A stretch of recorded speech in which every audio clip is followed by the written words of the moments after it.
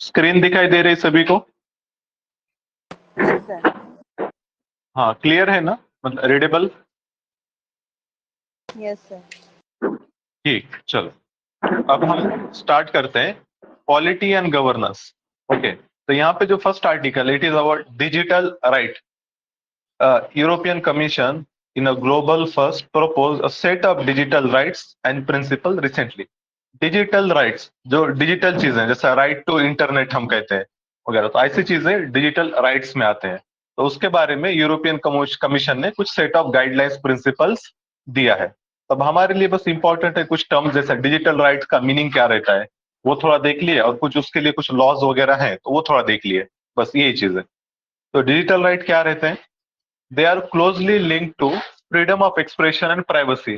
जैसे ट्विटर पे हर एक को राइट रहना चाहिए कि वो अपने मतलब बात रख सके, डिजिटल राइट में हो गया। Are those that allow people to access, use, create and publish digital media as well as access and use computer, other electronic devices and communications network. Okay, तो वहां पर ऑनलाइन डिजिटल प्लेटफॉर्म्स पे अपने आप को एक्सप्रेस करने का हर एक को फ्रीडम रहना चाहिए वगैरह ऐसा।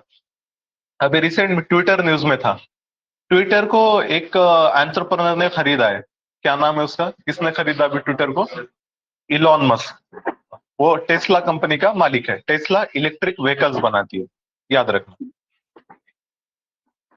इसके बाद देखो, जो डिजिटल राइट्स से कुछ रिलेटेड कुछ इनिशिएटिव्स हैं, जैसा एक था Christchurch call to eliminate terrorist and violent extremist content online.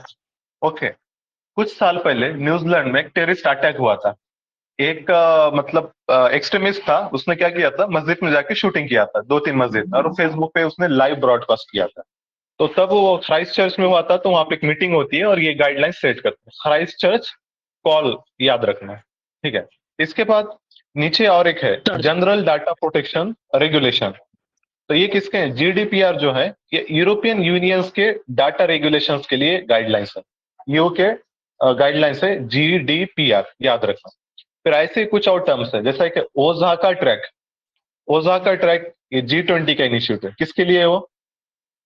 ओजाका track data localisation, मतलब वो बोलता है फ्री फ्लो ऑफ डाटा रहना चाहिए, मतलब अगेंस्ट डाटा लोकलाइजेशन है। लेकिन इंडिया का स्टैंड क्या है? इंडिया बोलता है डाटा लोकलाइज, यहाँ पे इंडिया का डाटा है तो इंडिया में स्टोर करो, इंडिया का कहना है। तो इंडिया ने उसको साइन नहीं किया ओजाका ट्रैक में। ओजाका एक सिटी है जापान में, याद रखें। ओके, अब आगे बढ़ते हैं ऑनलाइन कैंपेनिंग।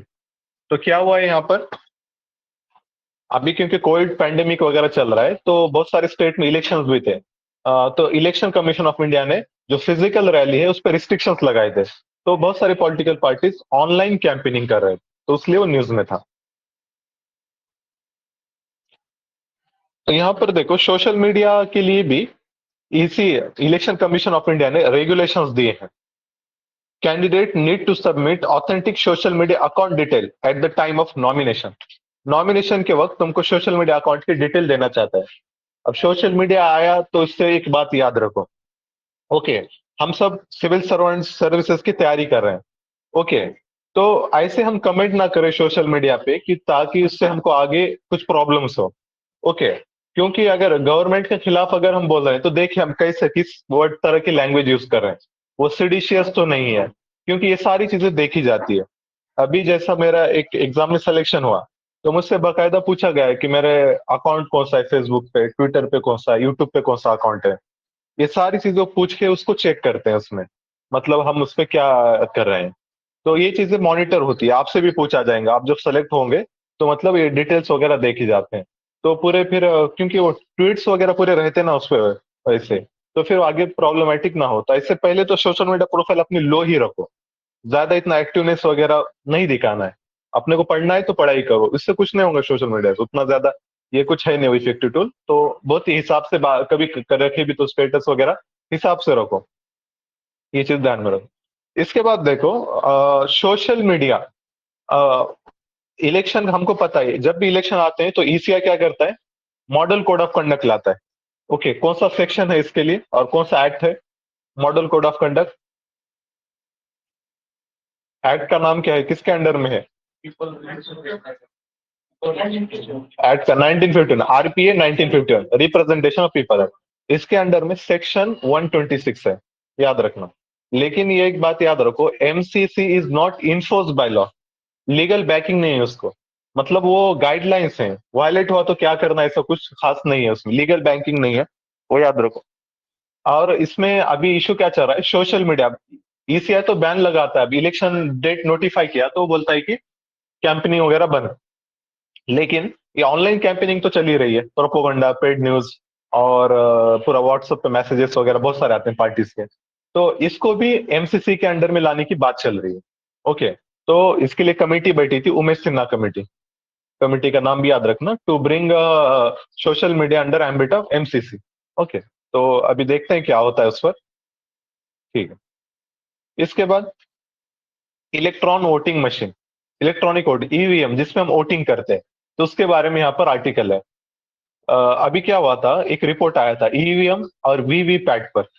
ओके, आप में से बहुत सारे लोगों ने वोटिंग किए होंगे, तो इससे आप तारुफ होंगे। ईवीएम ये क्या है, micro controller based portable instrument design to modernise the election procedure of conducting elections. Okay, अब यहाँ पे याद रखो, EVM do not require electricity, they run on an ordinary battery, जैसा मोबाइल अपना बैटरी पे चलता है वैसे बैटरी पे। Assembled by Election Commission in collaboration with two public sector undertaking.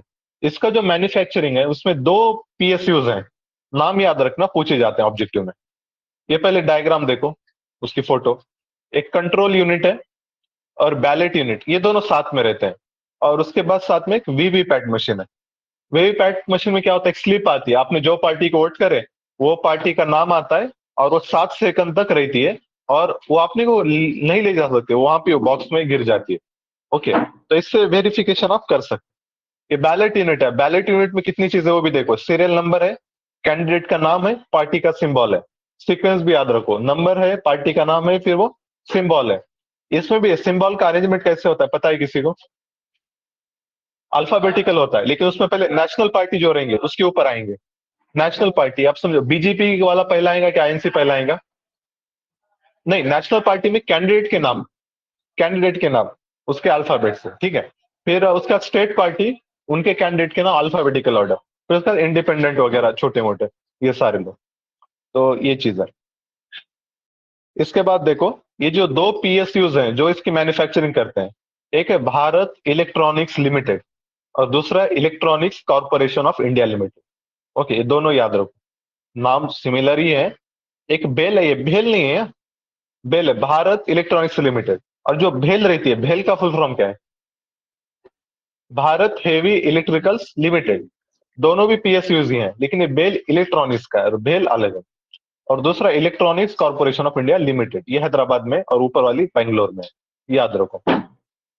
EVMs were first used in Parur Assembly constituency of Kerala in the year 1982 में उसको first use किया था बोलते हैं। ओके, यहाँ पे कुछ डिटेल्स हैं, जैसा एक ईवीएम पे आप ज्यादा से ज्यादा 2000 वोट को रिकॉर्ड कर सकते हो। EVM can cater to maximum 64 candidate. Okay, और जो एक ईवीएम रहता है उसमें 16 कैंडिडेट रहते हैं। 16 कैंडिडेट यहाँ पे ये देखो, इमेज से समझ में उतना क्लियर नहीं है, लेकिन 16 रहते हैं। उसमें से एक नोटा रहता है, नोटा मिला के 16। ओके, अगर कोई इलेक्शन में सपोज 4 कैंडिडेट हैं, एक नोटा है, नोटा को सबसे ज्यादा वोट मिले तो कौन जीतता है इलेक्शन में? हाँ, नोटा के बाद वो जो 4 ऑप्शन है, चारों में से जिसको सबसे ज्यादा मिला है वो जीतता है। नोटा बस समझो एक राइट टू एक्सप्रेस डिसेंट है। ओके, लेकिन ऐसा एक्चुअल में कुछ एक्शन होता नहीं है उसके ऊपर, बस क्या होगा, बस लोगों का ओपिनियन समझ में आएगा आपको। लेकिन होता क्या है, जो पार्टी को ज्यादा वोट मिलता है, जो कैंडिडेट को, वो जीतता है, इलेक्शन रद्द नहीं होता। राजस्थान में ये देखिए नोटिस बहुत सारा है, हाँ, लेकिन पूरे कैंडिडेट है तो उनको डबल सिलेक्शन नहीं करते, लेकिन डबल से करा तो उनको एलिजिबल नहीं करते। उनको एलिजिबल नहीं, शायद ये पंचायत में होगा। हाँ, पंचायत राज में हो सकता। ऐसा ला रहे हैं क्या? ठीक। तो हम वे फॉर्म में वगैरह लिख सकते हैं ऐसे, इलेक्शन कमीशन वगैरह ऐसे, politicisation of crimes, criminalisation of politics, ऐसा कुछ क्वेश्चन है तो उसमें बोलने का जो ऑप्शन है ऐसे। नोटा को भी मतलब ऐसी चीज, नोटा ज्यादा आ रहा है तो वो कैंडिडेट्स को इनएलिजिबल किया करा जाए, ऐसा हम कह सकते हैं वे फॉरवर्ड में। ये चीज बताना, ठीक है। अब देखो इसके बाद, हाँ अब कुछ क्वेश्चन है जो आपको प्रिपेयर करना है। जैसा ईवीएम का हमने देखे फर्स्ट टाइम कब हुआ था, तो वीवीपैट का फर्स्ट टाइम कहाँ पे हुआ, फर्स्ट टाइम कौन से कॉन्स्टिट्यूंसी में हुआ, दूसरा फर्स्ट टाइम कौन से जनरल इलेक्शन में किया गया। जनरल इलेक्शन मतलब जो लोकसभा के होते हैं, जैसा 2014 में, 2019 में। तो वीवीपैट का यूज कब हुआ, एक जनरल इलेक्शन और कॉन्स्टिट्यूंसी। पहले एक कॉन्स्टिट्यूंसी में कराते बाईपोल में वगैरह, फिर इधर। फिर इसके बाद और एक चीज याद रखो, अगर मैं कहूं कि state assembly elections are carried under the supervision of state election commission, सही गलत है? Right जी है सर, sir. गलत है। कौन कराता है स्टेट असेंबली इलेक्शन? हाँ, फिर इलेक्शन कमीशन ऑफ इंडिया कराता है, parliament as well as assembly. तो इसलिए गलत होगा स्टेट में। State assembly, state election commission कराता है पंचायत राज के 73rd 74th अमेंडमेंट, वो जो इलेक्शन रहेंगे वो कराएंगे। तो स्टेट इलेक्शन कमीशन का आर्टिकल क्या है? 344। 324, 324। मैं स्टेट इलेक्शन कमीशन का पूछ रहा वो हूँ, इलेक्शन स्टेट। कमीशन का है। 324। हाँ, जो 324 है वो ईसीआई का है, और 243 के ये स्टेट इलेक्शन कमीशन। याद रखो, ये आर्टिकल्स इंपॉर्टेंट है। अभी यूपीएससी क्या कर रहा है, आर्टिकल पे फोकस कर रहा है ज्यादा, तो इंपॉर्टेंट आर्टिकल्स हमको पता रहना चाहिए। 243 के को कैसे याद रखेंगे, केल्विन पता है, टेम्परेचर का एक यूनिट रहता है। के ई एल, के फॉर के, मतलब ओके 243 के, ई एल से इलेक्शन, ऐसा याद रखो।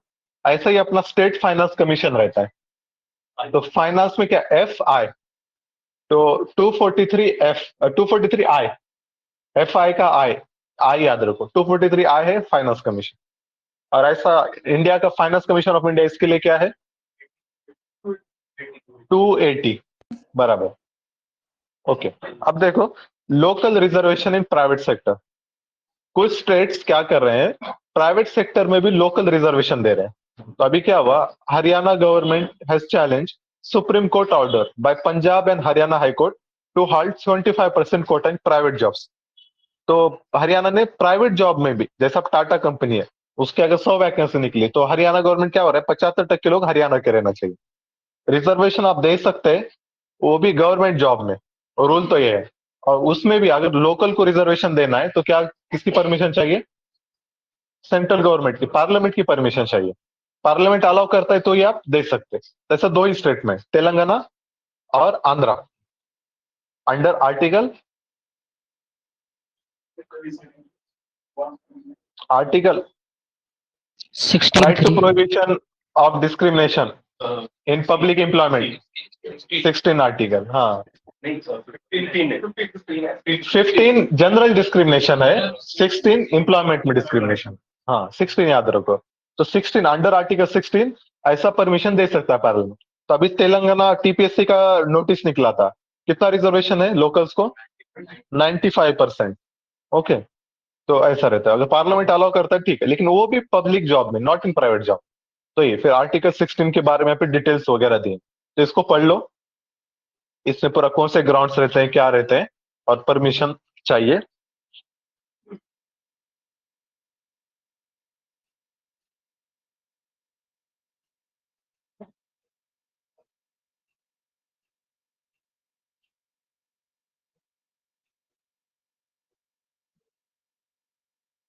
ठीक है, अब आगे आ जाओ।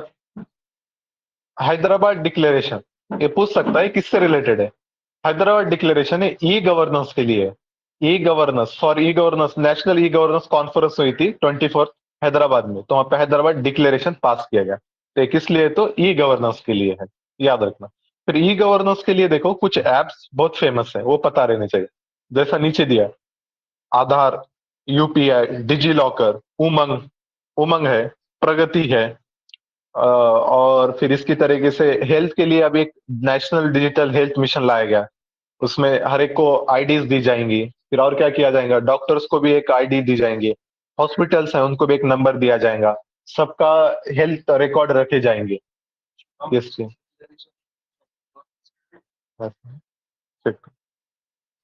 ठीक है। इसके बाद ये जो बाजू में दीवार है, ये बहुत इंपॉर्टेंट है, ये काफी बार पूछता है मैथ द पेयर्स में।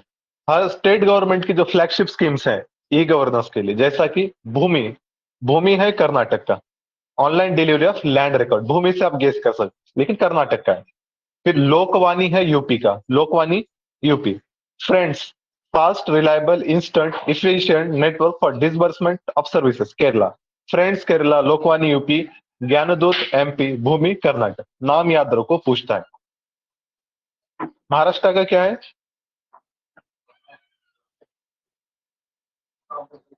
महाराष्ट्र का महाभूमि ऐसा कुछ है। ठीक। जनरली महा ऐसे प्रीफिक्स यूज करता है महाराष्ट्र। महाज्योति। अच्छा अच्छा। ठीक है। इसके बाद देखो करप्शन परसेप्शन इंडेक्स, ये हर साल आता है, इसको निकालता है ट्रांसपेरेंसी इंटरनेशनल। अब इसमें इंडिया का रैंक देखो 85th है among 180 with a score 40। Last year 86 था, तो अब इंप्रूव हो गया है क्या, क्या डिक्रीज हो गया? 86 से 85, जितना टॉप पे रहेगा उतना अच्छा करप्शन कम रहता है। ओके, तो इंडिया का थोड़ा इंप्रूव हो गया। डेनमार्क, न्यूजीलैंड, फिनलैंड, यहाँ पे कम है करप्शन। ओके। पिछले एक दो साल पहले इसमें अमेंडमेंट भी लाई, करप्शन का जो एक्ट है हमारे पास, प्रिवेंशन ऑफ करप्शन एक्ट 1988 का एक्ट है। अब क्या है, ब्राइब देने वाला भी और लेने वाला दोनों गुनहगार है। पहले लेने वाला क्रिमिनल था, अब कैसे उसको भी, अगर मतलब वो क्या करता है तो अगर तुमसे ब्राइब लिया जाए और लेकिन तुम एक टाइम फ्रेम दिया है, एक 7 दिन या 10 दिन में तुमको रिपोर्ट करना है, अगर नहीं करे तो तुमको भी मतलब पनिशमेंट होगा। ओके, बाद में जब जांच होगा वगैरह उसका, ये चीज है। फिर इसके और एक दो टर्म आते हैं, कोलोजिव करप्शन और एक रहता है कोअर्जिव। कोअर्जिव मतलब अब सपोज कोई आदमी है, उसका पेंशन रिलीज नहीं कर रहा, ऑफिसर, एजुकेशन ऑफिसर, टीचर था, पेंशन रिलीज नहीं कर रहा जिला परिषद से, तो उसको वो डिमांड कर रहा है, इतना 10,000 रुपए दो मुझको तो ये तुम्हारा ये साइन करके मैं आगे बढ़ाऊं। फोर्स करना सामने वाले को, तो उसको कहेंगे कोलोजिव करप्शन। अब कोअर्जिव, कोर्स मतलब फोर्स। एक रहता है कोलोजिव। कोलोजिव में क्या कर रहे हैं, कोई एक बड़ा कंपनी का मालिक है, कोल कंपनी है, वो कोल मिनिस्टर को जाके बोल रहा है कि मतलब मुझको ये ब्लॉक दे दो, मैं तुमको 10% कमीशन दूंगा। तब ये दोनों मिलके कर रहे हैं तो उसको कहेंगे कोलोजिव। जहां पे मिली भगत है उसको कोलोजिव, और जहां पर फोर्स कर रहे हैं तो उसको कोअर्जिव। इथिक्स में पूछते हैं क्वेश्चन, याद रखो, कोलोजिव और कोअर्जिव। ओके। आईएएस पोस्टिंग के रूल्स कुछ चेंज हुए हैं, कि मतलब जैसा क्या करते हैं सेंटर के पास, मतलब सेंटर क्या करता है, उसको बहुत ज्यादा मैन पावर चाहिए, तो स्टेट में जो पोस्टेड ऑफिसर्स है उनको बुलाता है डेपुटेशन पे। तो ये क्या रहता है, स्टेट भेज भी सकता है, नहीं भी भेज सकता, ऐसा था। लेकिन अब सेंटर क्या बोल रहा है, हम अगर बुलाए तो कंपलसरी तुमको भेजना ही चाहिए। तो ऐसा रूल कुछ अमेंड किया, तो इसको बहुत सारे स्टेट उसको क्या कर रहे हैं, अपोज कर रहे हैं डेपुटेशन को। ठीक है, तो इसलिए वो पूरा झगड़ा चल रहा है। अब आगे नेशनल सफाई कर्मचारी, नेशनल कमीशन फॉर सफाई कर्मचारी, जो क्लीनलीनेस वर्कर्स रहते हैं, तो उनके लिए कमीशन है हमारे पास। इसको 1993 में बनाया गया था अंडर एनसीएस के एक्ट 1993। ठीक है, एक्ट के अंडर बनाए मतलब स्टैट्यूटरी बॉडी। ओके, लेकिन इसकी वैलिडिटी क्या थी, 2004 तक थी। फिर भी क्या किया, इसको 2004 के बाद भी एक्सटेंशन दिए हैं, लेकिन एक्ट में बदलाव नहीं करे, उसको मतलब टेन्योर बढ़ा है as a non statutory body. तो अभी पूछा जाए कि नेशनल कमीशन फॉर सफाई कर्मचारी एग्जीक्यूटिव है स्टैट्यूटरी है, तो हम कहेंगे एग्जीक्यूटिव बॉडी। एक्ट खत्म हो गया, अभी बस उसको एग्जीक्यूटिव बॉडी बोल के एक्सटेंशन दिए। तो याद रखो, ये क्या करता है, वेलफेयर प्रोग्राम फॉर सफाई कर्मचारी वगैरह इसके बारे में रिकमेंडेशन देता है। और ये जो इसके अंडर में जो एक्ट है, manual scavengers, prohibition of employment as manual scavenger and their rehabilitation, ये एक्ट को क्या करता है, मॉनिटर करता है। मैनुअल स्कैवेंजिंग बहुत होता है, मैनुअल स्कैवेंजिंग इलिमिनेट करने के लिए एक एनजीओ ने बहुत ज्यादा काम किया। अच्छा काम किया, या फिर वो एनजीओ का फाउंडर कौन था, या एनजीओ का नाम क्या था?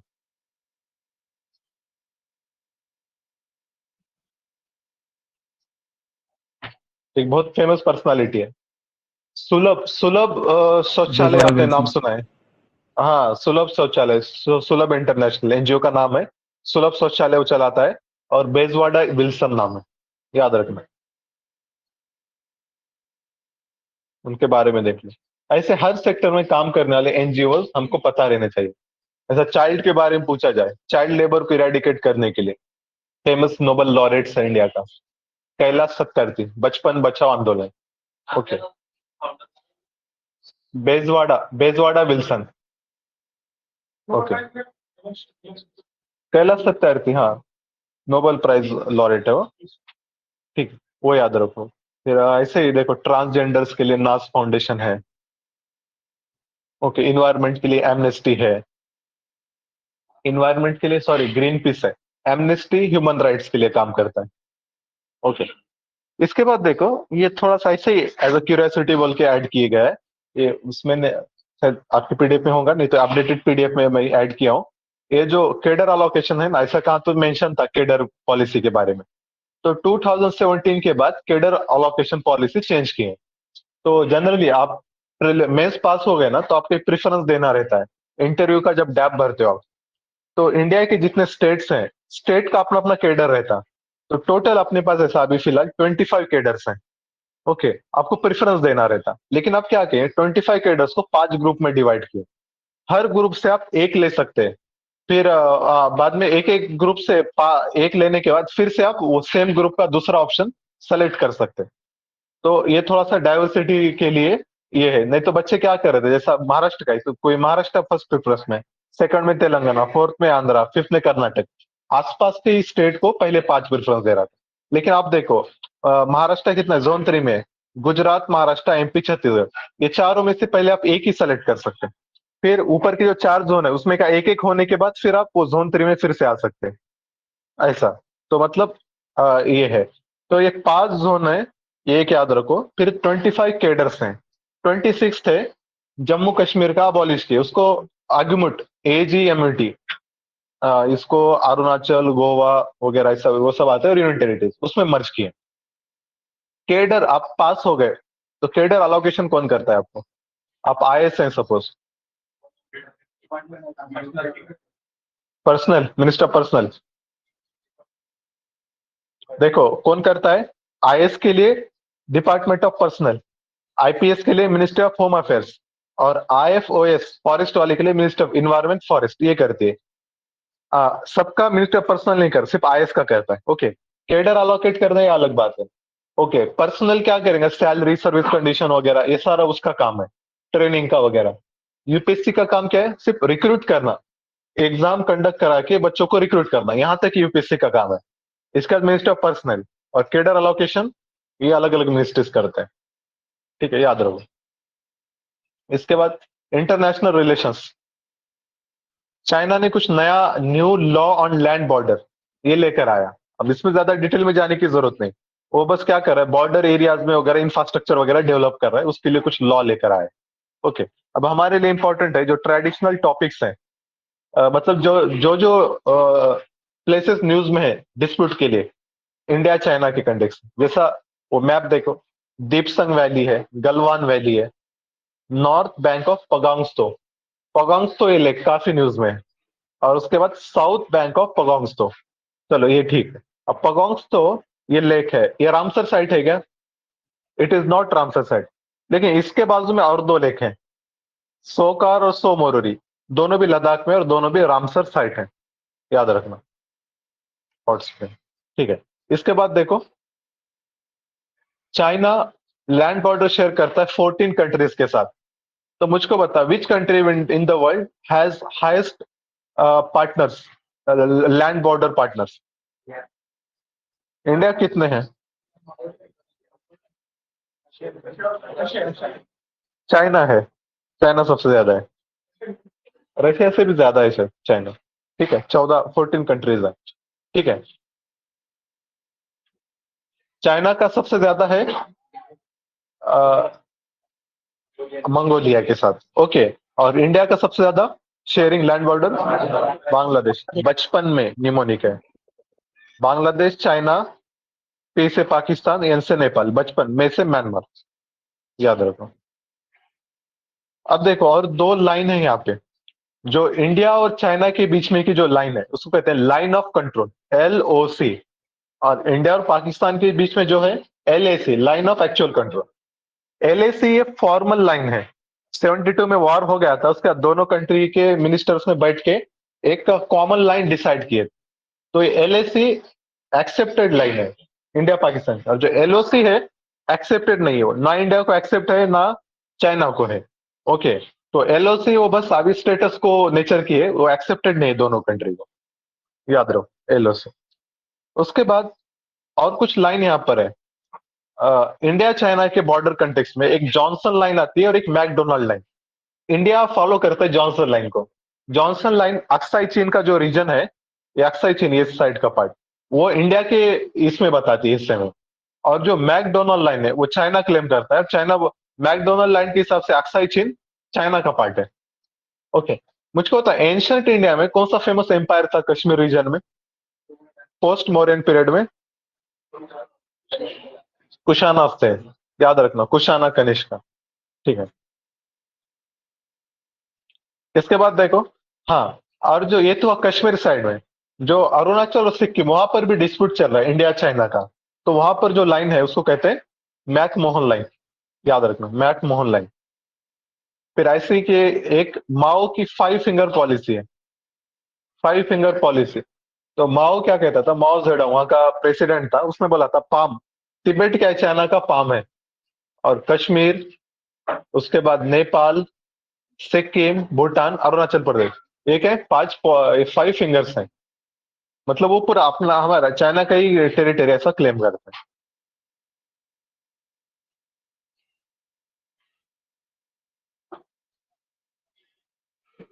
ठीक है, इसके बाद कुछ यहाँ पे मैप दे, मैप आप लोग पढ़ लेना बाद में अच्छे से। जैसा कुछ रीजन है, ये तो खैर इंडिया चाइना देखा, ऐसा इंडिया नेपाल का भी डिस्प्यूट चल रहा है। एक है वो काला पानी रिवर, और दूसरा बिहार में सुस्ता नाम का रीजन है वहां पर।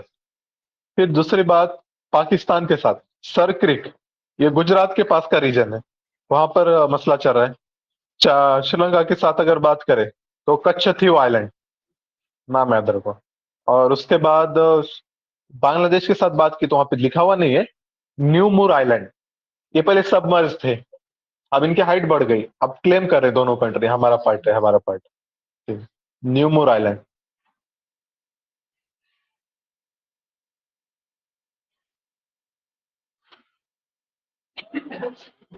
अभी रोहिंग्या को रिलोकेट किया गया कुछ आइलैंड्स पे बांग्लादेश में, क्या नाम था आइलैंड का? भाषण चार आइलैंड, हाँ याद रखना, भाषण चार आइलैंड बांग्लादेश के कंटेक्स्ट में न्यूज में। ओके, इसके बाद India Sri Lanka China triangle. Sri Lanka तो आप सब पढ़ ही रहे होंगे, बहुत वहां पे अफरा तफर चल रही है, तो उसमें कुछ खास है, फिशरमैन इश्यूज। ठीक है, हाँ, इंडिया चाइना श्रीलंका में एक पोर्ट डेवलप कर रहा है, उसका नाम है त्रिकोणमल्ली पोर्ट। तो अब हमारे इंडिया कौन से और दूसरे पोर्ट डेवलप कर रहा है अदर कंट्रीज में? चबहार पोर्ट ईरान में, ईरान में कर रहा है। ठीक है, फिर इसी तरीके से मॉरिशस, अगालेग आइलैंड मॉरिशस में। ओके, फिर इसके बाद शेचल्स में हम अजम्पशन आइलैंड करने वाले थे, शेचल वो ये होगा। फिर डिजिबूती एक कंट्री है अफ्रीका, हॉर्न ऑफ अफ्रीका, वहां पे भी हम एक पोर्ट डेवलप कर रहे हैं। फिर सिंगापुर जो है, सिंगापुर में भी चांगी पोर्ट हम डेवलप कर रहे हैं। इंडोनेशिया में सबांग पोर्ट है, सबांग। फिर ओमान में दुकम, डे के, नाम याद रखना, ये पूछे जाते हैं क्वेश्चन ऐसे, ये चारों में से एक कुछ तो भी पूछ देगा ऐसे कोई सेंटेंस में, तब काफी काम में आता है। वो ऑप्शन ऐसा रहता है, उसके लिमिट कर दे तो आंसर आ जाता है, तो इसलिए ये चीजें हमको पता रहनी चाहिए। बाय। अब देखो इंडिया इजराइल रिलेशन के ऊपर आर्टिकल है। ओके, कुछ 30 ईयर्स हो गए इस्टेब्लिशमेंट ऑफ डिप्लोमेटिक टाइज। तो 30 ईयर्स मतलब 1992 में डिप्लोमेटिक टाइज इस्टेब्लिश हुए थे। तो 1992 में पीएम कौन था इंडिया का? 1992 पीवी नरसिम्हा राव, याद रखो। हाँ, इसके बाद एक न्यू कॉर्ड भी डिस्कशन में चल रहा है, न्यू कॉर्ड, या फिर इसको मिडिल ईस्टर्न कॉर्ड भी कहते हैं। तो ये है इंडिया, यूएसए और यूएई, तीनों कंट्री का new quad, India, USA, UAE. Okay, Israel का मैप। ये जो मिडिल ईस्ट रीजन है, मैपिंग पर्सपेक्टिव से सबसे इंपॉर्टेंट है, काफी क्वेश्चन पूछे जाते हैं। ओके, तो यहां पर देखो लोकेशंस, जेरूसलेम, तेल अवीव। तेल अवीव मतलब जितने भी वर्ल्ड, तेल अवीव ये मतलब कैपिटल मानी जाती थी। इसराइल क्लेम करता है जेरूसलेम को, लेकिन वर्ल्ड कम्युनिटी तेल अवीव में अपनी एम्बेसीज वगैरह बनाते हैं। ओके, फिर इसके बाद गाजा स्ट्रिप देखो, ये रीजन है, ये भी मतलब पैलेस्टीन का ही पार्ट है। वेस्ट बैंक और गाजा स्ट्रिप दोनों मिलके पैलेस्टीन है। और गाजा स्ट्रिप बहुत ही छोटा रेंज है। इसको मतलब कुछ लोग ऐसा बोलते हैं कि ओपन प्रिजन है, कई सारे लोग रहते हैं यहाँ पे, लेकिन सब तरफ से उनको रिस्ट्रिक्शन है। इसराइल में नहीं जा सकते, इजिप्ट में भी नहीं जा सकते। इसको ओपन प्रिजन कहा जाता है, गाजा स्ट्रिप को। लेकिन ये देखो,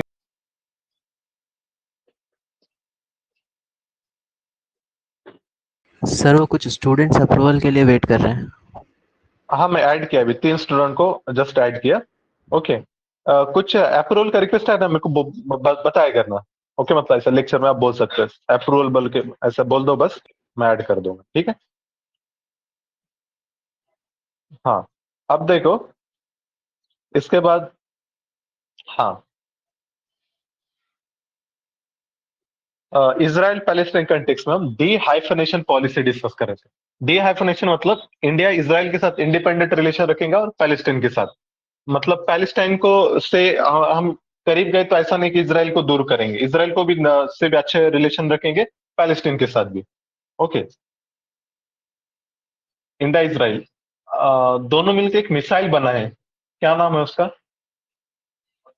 बराक, बराक मिसाइल। अब बराक के बारे में वो देख लेना, सरफेस टू एयर है या सरफेस टू सरफेस है। क्या है? सरफेस टू एयर है शायद से, सरफेस टू एयर है ना, याद रखो, बराक मिसाइल। इसके बाद World Health Organization, WHO news में है। किस लिए? फाइनेंसिंग से related. Okay, USA is resisting the propose sustainable financing model of WHO.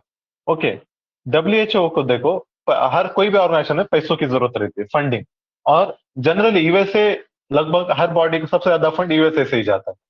लेकिन क्या हो रहा है अभी, मतलब बहुत सारे इश्यूज हो रहे हैं, फंडिंग का क्रंच हो रहा है, जैसा अभी कोविड-19 के टाइम पे देखा गया। डब्ल्यूएचओ के पास पैसा ही नहीं था। ओके, तो डब्ल्यूएचओ एक सस्टेनेबल फाइनेंसिंग का एक मॉडल उसने प्रपोज किया है। डब्ल्यूएचओ में जो भी पैसा आता है, दो टाइप का रहता है, एक असेस कंट्रीब्यूशन और एक वॉलंटरी कंट्रीब्यूशन। असेस मतलब जितने मेंबर्स कंट्रीज हैं उनको इतना इतना देना ही है पैसा, वो based on your GDP wealth. Okay, जितना अमीर है उतना ज्यादा उसका कंट्रीब्यूशन रहता है, इसको असेस बोलते हैं, वो हर कंट्री को देना ही है। और दूसरा है वॉलंटरी।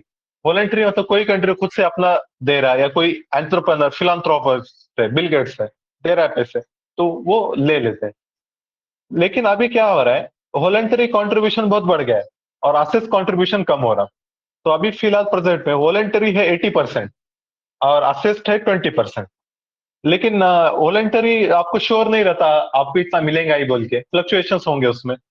तो डब्ल्यूएचओ का ने क्या नया प्लान रखा है कि वो बोल रहा है कि जो असेस्ट कॉन्ट्रीब्यूशन है ना, वो 50% तक बढ़ाएंगे, जो अभी 20% है उसको 50% तक बढ़ाना है। तो ये चीज है। इसके बाद ये जो कॉन्ट्रीब्यूटर्स हैं डब्ल्यूएचओ को, ये देखो, सबसे ज्यादा जाता पैसा जाता है यूएसए से, उसके बाद जाता है चाइना से। ओके, और फिर नीचे are paid by the membership, assess contribution are paid by membership, are calculated related to countries wealth and population. Wealth और पॉपुलेशन दो चीजें ध्यान में रखते हैं। ओके, ये दोनों के बेसिस पे क्या होता है, असेस कंट्रीब्यूशन। पीछे में ट्रंप ने बोला था हम डब्ल्यूएचओ से विड्रॉ करेंगे, तो अभी है क्या यूएसए डब्ल्यूएचओ का मेंबर?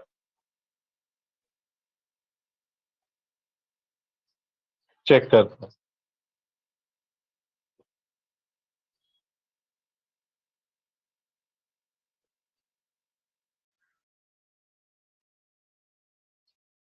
है डब्ल्यूएचओ का मेंबर है यूएसए अभी भी, ठीक है। इसके बाद देखो, यूक्रेन क्राइसिस, हम सबको पता है कि रशिया यूक्रेन की जंग चल रही है। ओके, तब ये हमारे लिए मैपिंग पर्सपेक्टिव से बहुत इंपॉर्टेंट है, ये रीजन पूरा। ठीक है, यूक्रेन रशिया, तो पहले मैप ही देख लेते हैं। तो यहाँ पे यूक्रेन की कैपिटल क्यू, रशिया की कैपिटल मॉस्को। ओके, और एक क्रीमिया आइलैंड है, इसको पेनिनसुला भी कहते हैं, क्रीमियन पेनिनसुला, जो 3 साइड से ओशन से सराउंडेड रहता है, उसको पेनिनसुला कहते हैं। क्रीमिया, सेवास्तोपोल, ये उस वहां पे है। अब देखो, क्रीमिया और रशिया के बीच में एक स्ट्रेट है जो कनेक्ट करते हैं ब्लैक सी को सी ऑफ अजो से। उसका नाम क्या है? Straight of कर्च। ओके, जो कनेक्ट करती है सी ऑफ अजो को ब्लैक सी से। ओके, याद रखो, स्ट्रेट ऑफ कर्च। फिर उसके बाद डोनेस लोनास, ये सेपरेटिस्ट रीजन है, कंट्रोल बाय रशियन सेपरेटिस्ट, डोनेस लूनास, और दोनों को मिलकर डोनबास कहते हैं। नाम याद रखो। फिर इसी तरीके से सी ऑफ अजो के पास एक सिटी है मैरियोपोल, बहुत न्यूज में चल रहा है, स्टील प्लांट है वहां पे, उसको रशिया ने अपने कंट्रोल में ले लिया। ओके, इसके बाद ये हुआ मैप। फिर यूक्रेन से जो बॉर्डरिंग कंट्रीज है वो भी इंपॉर्टेंट है। बेलारूस है, बेलारूस लेकिन पूरा पूरा रशिया के सपोर्ट में है। इसके बाद ये साइड वाले मोल्डोवा, रोमानिया, हंगेरी आता है, पोलैंड आता है। ओके, यहाँ सब रेफ्यूजी चले जा रहे हैं, याद रखो। अब इसके बाद और क्या है यहाँ पे इंपॉर्टेंट? एक देखो, एक नॉर्मंडी 4 बोल के कंट्रीज है, France, Germany, Ukraine, Russia. Russia और यूक्रेन पिछले एक 10-12 साल से दोनों में टेंशन ही चल रहे थे। तो क्या हुआ, दोनों ने सेटलमेंट किया, मतलब रशिया और यूक्रेन ने उसको इसमें मतलब ये मेडिएशन किए, फ्रांस, जर्मनी, ये लोगों ने। तो ये लोगों ने मतलब एक ट्रीटी साइन किए रशिया और यूक्रेन को बिठा के। ये तो उसको कहते हैं मिन्स्क एग्रीमेंट। दो एग्रीमेंट हुए ऐसा, मिन्स्क 1, मिन्स्क 2। ये जो नॉर्मंडी 4 है, मिन्स्क 2 एग्रीमेंट बोलते हैं। ये उनका दोनों का टेंशन रिजॉल्व करने के लिए था, लेकिन ये इम्प्लीमेंट नहीं होता है। ये वन ऑफ द कॉज है रशियन यूक्रेन रशियन वॉर का। तो मिन्स्क एग्रीमेंट किससे रिलेटेड है, सिंपल पूछेंगे। ओके, तो रशिया यूक्रेन दोनों में पीस ट्रीटी थी समझो, लेकिन उस ये नहीं हुई, इम्प्लीमेंट नहीं हुई।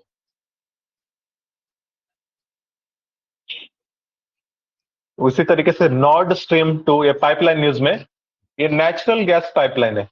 Okay, between Russia to Germany, और उससे जर्मनी के थ्रू पूरे यूरोप में सप्लाई होगा। नॉर्ड स्ट्रीम 1 भी है, 2 भी है, दोनों भी वो बाल्टिक सी से जाते हैं।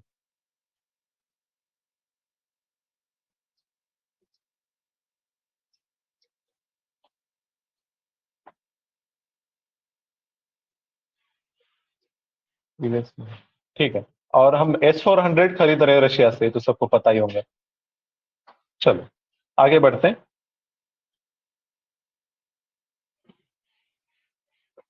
एक डिस्प्यूट चल रहा है regarding China's status as a developing country at WTO। WTO में कैटेगरीज रहते हैं, develop countries, developing countries, under develop countries. लेकिन ये जो स्टेटस दिए जाते हैं, ये कम मतलब कंट्री को खुद बोलना है हम कौन है। ओके, मैं मतलब डेवलपिंग है, डेवलप है।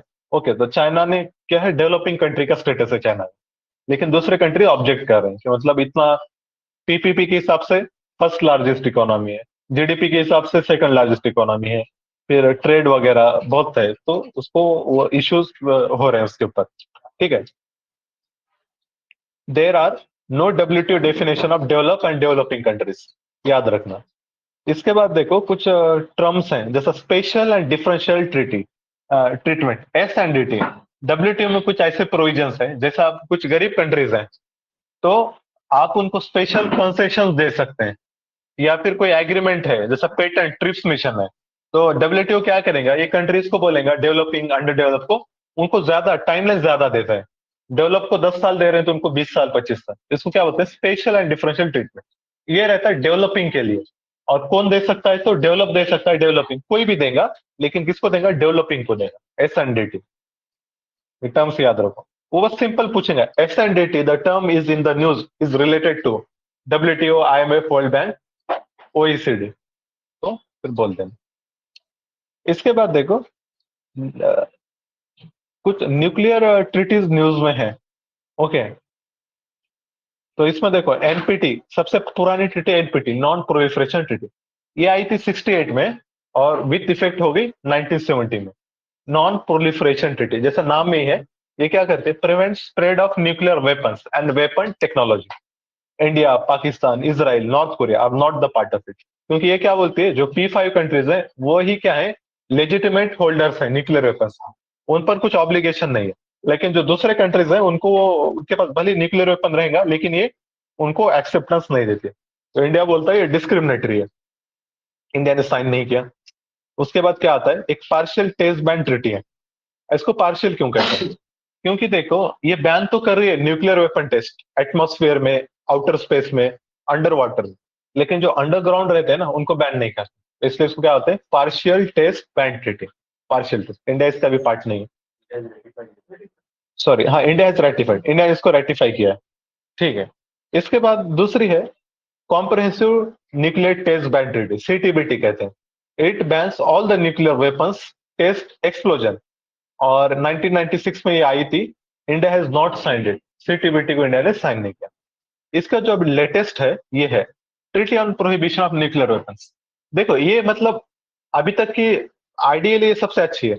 ये क्या बोल रही है, जिनके पास है उनको भी क्या करना है, खत्म करना है स्टॉक्स पूरे, जिनके पास नहीं है उनको डेवलप ही नहीं करना है, जिनके पास है उनको ये करना है, और जिनके पास मतलब है वो लोगों ने दूसरों को भी हेल्प नहीं कर सकते डेवलप करने, ट्रांसफर वगैरह नहीं कर सकते। लेकिन इंडिया क्या कर रहा है, साइन नहीं किया। इंडिया क्यों साइन नहीं किया, इंडिया क्या बोल रहा है, ये मतलब सिर्फ बोल बच्चन है बोल रहा है, ये इतना मतलब बातें बड़ी कर रहा है, ये इंप्लीमेंट नहीं करेगा। TPNW, इंडिया को भरोसा नहीं इस पे, ये बातें बहुत बड़ी बड़ी कर रहा है लेकिन पॉसिबल नहीं है, तो इंडिया इस लिस्ट से भी दूर है। इसके बाद collective security treaty organisation, CSTO। जैसा USA का नाटो है, ऐसे रशिया का क्या है, CSTO, Russia led military alliance that promote the collective defence of any member that comes under external aggression. Okay, और इसमें क्या है, करंट मेंबर्स इसके Armenia, Belarus, Kazakhstan, Kyrgyz, Russia, Tajikistan. अभी आर्मेनिया और अजरबैजान की जंग चल रही थी, तब ये न्यूज में थी ट्रीटी। आर्मेनिया का किसके साथ पैक्ट है, रशिया के साथ, CSTO, और अजरबैजान का तुर्की के साथ अलायंस है, ऑफेंसिव डिफेंसिव ट्रीटी भी बोलते इसको। ओके, तो कौन से रीजन के लिए दोनों में झगड़ा हो रहा था, आर्मेनिया और अजरबैजान के बीच में, नगैर्नो काराबाख रीजन, याद रख। फिर इसी तरीके से इथियोपिया में भी एक रीजन में झगड़ा चल रहा है, सेपरेटिस्ट रीजन में। इथियोपिया एक पार्ट है, वहां पे रिबेलियन हुआ है। क्या नाम था वो प्रोविंस का, T से नाम आता है, टिग्रे। टिग्रे प्रोविंस, याद रखो, टिग्रे प्रोविंस। फिर वहां के PM का नाम याद रखो, Abiy Mohammed Ali. He received Nobel peace prize, just 2 साल पहले कुछ मिला था। उसने पीस ट्रीटी ब्रोक किया था बिटवीन इथियोपिया एंड शायद सोमालिया, दोनों के बीच में, याद रखना। ओके, इसके बाद देखो हेनले पासपोर्ट इंडेक्स, ये मतलब पासपोर्ट आपका कितना पावरफुल है वो बताता है। पासपोर्ट की पावर मतलब क्या, कितने कंट्रीज में आप क्या बिना वीसा के डायरेक्टली जा सकते हो। जनरली कोई भी कंट्री में आपको जाना है तो पहले आपको वीसा चाहिए। ओके, तो फिर जापान सबसे ज्यादा पावरफुल पासपोर्ट है, उसका सिंगापुर, याद रखो। इंडिया 83rd रैंक है, याद रखो। इसके बाद देखो ग्रॉस डोमेस्टिक प्रोडक्ट एस्टिमेट, तो कुछ GDP के बारे में बेसिक फैक्ट्स वगैरह हैं यहाँ पर, कुछ टर्म्स याद रखो, जैसा ओकुन लॉ है। ओकुन्स लॉ ये क्या कहता है, रिलेशनशिप बताता है अनएम्प्लॉयमेंट और GDP के बीच में। अगर 3% से GDP बढ़ रहा है तो 1% से अनएम्प्लॉयमेंट कम होगा। ओके, याद रखो ओकुन लॉ, GDP ग्रोथ और अनएम्प्लॉयमेंट।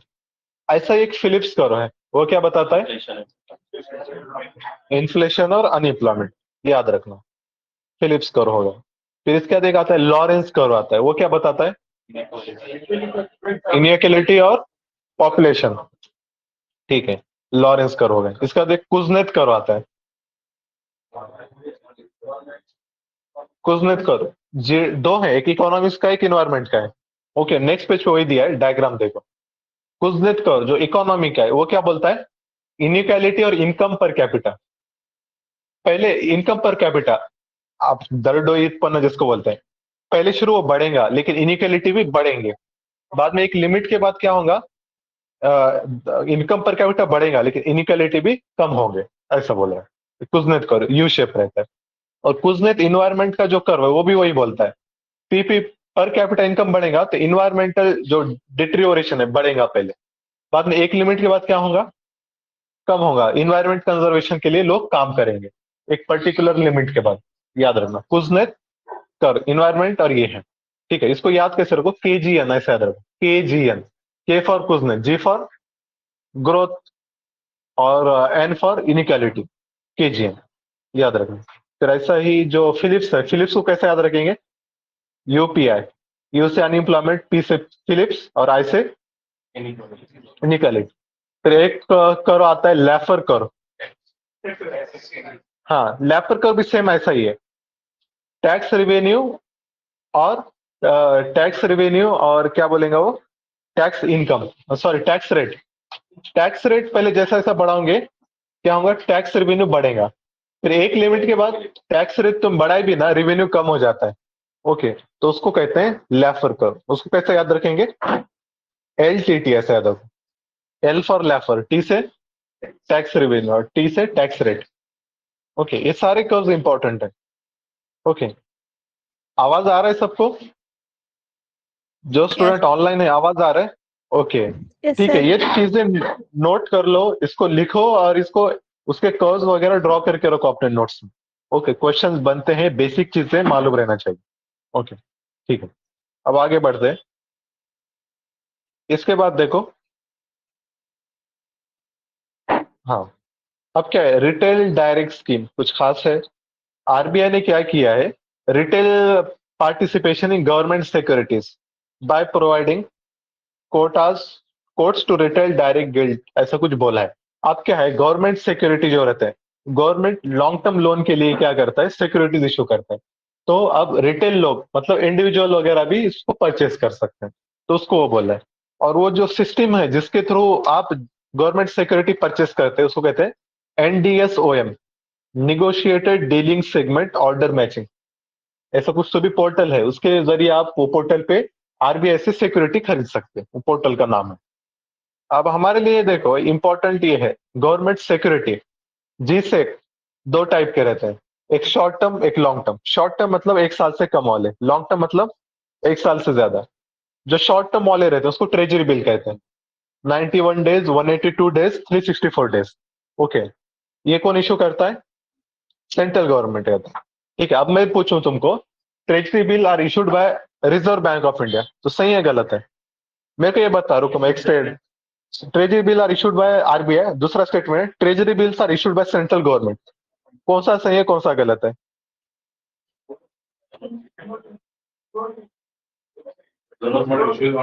ऑनलाइन स्टूडेंट बोलो।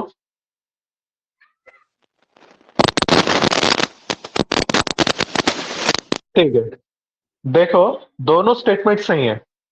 सेंट्रल गवर्नमेंट इशू कर रहा है मतलब सेंट्रल गवर्नमेंट कभी इशू नहीं करता है, इशू कर रहा है मतलब थ्रू RBI इशू करता है। तो दोनों स्टेटमेंट सही है, याद रखना। Okay, central government issue central government ही कर रहा है, लेकिन उसकी जो बॉडी है जो खास ये काम करती है, ओके, RBI करती है। ओके, तो RBI on behalf of central government, दोनों स्टेटमेंट सही।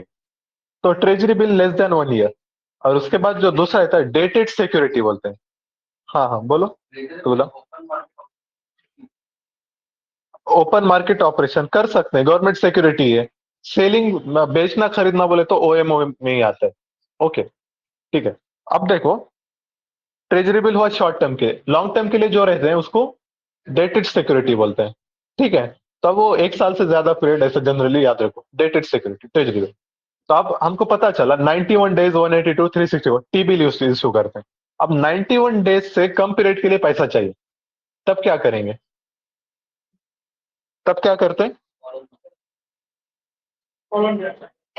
क्या करते हैं, कॉल मनी मत कर, वो तो बैंक करेंगे। गवर्नमेंट क्या करता है, ways and means advance. State government को क्या फैसिलिटी है, वेज एंड मिड एडवांस। इसमें क्या करेंगे, RBI से लोन लेती है स्टेट गवर्नमेंट, और उससे जो इंटरेस्ट रहता है रेपो रेट के बराबर रहता है। रेपो रेट मतलब कम इंटरेस्ट रहता है, उस पे पैसा लेंगे और उतने दिन में उसको लौटाना रहता है। एक उसको कहते हैं normal ways and means advance, मतलब एक लिमिट रहती है, वो एक 10% पैसा तुम ले सकते हैं। और उसके बाद और एक रहता है special ways and means advance. उसमें क्या आएगा, इंटरेस्ट रेट कम रहेगा कि ज्यादा रहेगा?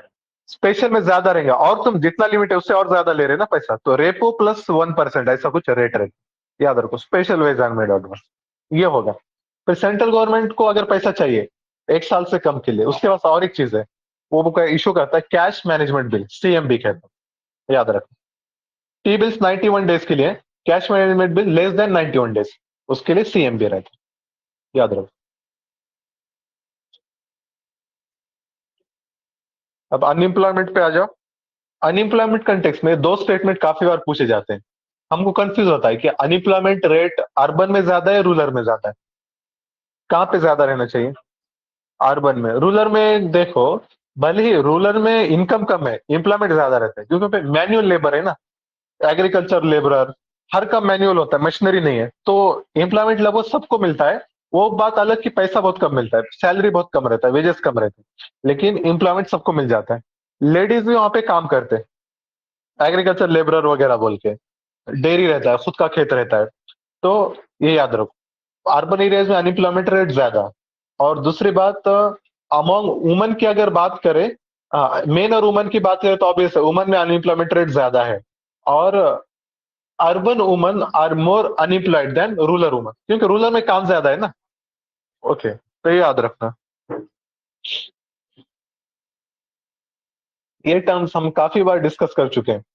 Labour force participation rate, labour force participation, कितने लोग काम करना चाहते हैं, वो जो तुम्हारा वर्किंग एज पॉपुलेशन, कितने लोग काम करना चाहते हैं डिवाइडेड बाय टोटल पॉपुलेशन, उसको कहेंगे लेबर फोर्स पार्टिसिपेशन। फिर दूसरा रहता है वर्कर पॉपुलेशन रेशियो, कितने लोगों को एक्चुअली काम मिला डिवाइडेड बाय टोटल पॉपुलेशन। तीसरा unemployment rate. Okay, unemployment rate मतलब कितने लोगों को काम मिला divided by working age population. Okay, और उसके बाद एक रहता है प्रोपोर्शन अनएम्प्लॉयड, PU जिसको कहते हैं। PU मतलब कितने लोगों को काम मिला डिवाइडेड बाय टोटल पॉपुलेशन। देखो, कितने लोगों को काम मिला डिवाइडेड बाय टोटल पॉपुलेशन, ये क्या है, प्रोपोर्शन अनएम्प्लॉयड। और उसके बाद एक रहता है अनएम्प्लॉयमेंट रेट, कितने लोगों को, मैं फिर से बता रहा हूं, लेबर फोर्स हमने देखा, वर्कर पॉपुलेशन देखा, अब हम देख रहे हैं प्रोपोर्शन अनएम्प्लॉयमेंट, कितने लोगों को काम नहीं मिला। अनएम्प्लॉयड की बात कर रहे हैं, कितने लोगों को काम नहीं मिला डिवाइडेड बाय टोटल पॉपुलेशन। और अनएम्प्लॉयमेंट रेट, ये क्या रहता है, कितने लोगों को काम नहीं मिला divided by working age. Working age में हम क्या करते हैं, बस आपका 20 साल से 60 साल, वो बीच की पॉपुलेशन लेंगे। ओके, तो याद रखो। तो मतलब अनएम्प्लॉयमेंट रेट एकदम साइंटिफिक रहता है, क्योंकि अब तुम अनएम्प्लॉयड कैलकुलेट करने, बच्चों के और बूढ़ों की लेने की क्या जरूरत है, उसको जरूरत नहीं ना लेने की, उस वो प्रोपोर्शन अनएम्प्लॉयमेंट में लेते हैं। और अनएम्प्लॉयमेंट रेट जो हम जिसपे कैलकुलेशन सब अनएम्प्लॉयमेंट रेट पे होता है, तब हम सिर्फ वर्किंग पॉपुलेशन देखते हैं और कितने लोगों को काम नहीं मिला। याद रखें। फिर अनएम्प्लॉयमेंट मेजर करने के अलग अलग तरीके हैं। एक रहता है यूजुअल स्टेटस। यूजुअल स्टेटस में दो type, usual principal status, usual subsidiary status. फिर एक रहता है करंट वीकली स्टेटस और एक रहता है करंट डेली स्टेटस। सबसे जो साइंटिफिक रहता है वो रहता है करंट डेली स्टेटस। और हम जो ज्यादा यूज करते हैं usual principal status, subsidiary status, ज्यादा वीकली स्टेटस। अभी एक गवर्नमेंट ने पीरियोडिक लेबर सर्वे लॉन्च किया, PLS, periodic labour survey, NSO ने, वो तीनों भी में भी पब्लिश करता है, usual status, weekly status, principal, subsidiary. Daily में नहीं करता है। ओके, अब यूजुअल स्टेटस रहता है क्या, यूजुअल में दो टाइप है, यूजुअल प्रिंसिपल और यूजुअल सब्सिडरी। अगर सपोज लास्ट ईयर, इसमें क्या करते हैं, एक पूरा ईयर का पीरियड देखा जाता है। अगर पिछले साल most part of the year के लिए आप एम्प्लॉयड थे, जैसा 6 महीना, majority of the part of year मतलब 6 महीने से ज्यादा, अगर आप एम्प्लॉयमेंट है, मतलब मोर देन 183 डेज अगर आप एम्प्लॉयड है, तो आपको कहेंगे एम्प्लॉयड कहेंगे, मतलब 6 महीने से ज्यादा। इसको कहते हैं यूजुअल प्रिंसिपल स्टेटस। एक रहता है यूजुअल सब्सिडरी स्टेटस। इसमें क्या करेंगे, अगर आप पिछले साल 1 महीने से ज्यादा अगर आप काम करें, तो आपको एम्प्लॉयड कहा जाएगा। ये रहता है यूजुअल सब्सिडरी स्टेटस। एक में 6 महीने का क्राइटेरिया, एक में 1 महीने का क्राइटेरिया। अब आ जाओ current weekly status. Weekly status में रेफरेंस पीरियड 1 वीक का रहता है। अगर लास्ट वीक में, सर्वे से पहले के लास्ट वीक में अगर 1 घंटे से भी ज्यादा आपको काम मिला, तो भी आप क्या है, एम्प्लॉयड कहे जाओगे। ये वीकली स्टेटस में रहता है। फिर एक रहता है करंट डेली स्टेटस। अब डेली में क्या करते हैं, रेफरेंस पीरियड एक वीक ही रहता है, याद रखो, लेकिन हर दिन का चेक करते हैं स्टेटस। जैसा पिछला वीक मंडे के दिन मेरे को कितना घंटे काम मिला, सपोज मैं बोला 2 घंटे, ठीक है, और ट्यूसडे के दिन कितना घंटे काम मिला, 5 घंटे। तो अगर 4 घंटे से ज्यादा है तो उसको बोलते हैं फुल डेज एम्प्लॉयड। अगर 4 घंटे से कम है तो हाफ डे एम्प्लॉयड। और अगर मतलब 1 घंटा से भी कम है तो उसको नहीं लेते, ऐसा कुछ रहता है। तो एक वीक में हर दिन का डे आवर वाइज देखते हैं। ओके, तो ये बहुत साइंटिफिक है। करंट डेली स्टेटस, इसको क्या कहते हैं, पर्सन डेज रेट भी कहते हैं। पर्सन डेज रेट कहते हैं करंट डेली स्टेटस को, और करंट वीकली स्टेटस को पर्सन रेट कहते हैं। एक घंटा। पूरे वीक में 1 घंटा भी काम है तो आप एम्प्लॉयड है, याद रखिए। ओके, तो ये अपने अपने डेफिनेशन रहते हैं। और ये कैलकुलेट कौन करता है, तो एनएसओ, नेशनल स्टैटिस्टिकल ऑफिस।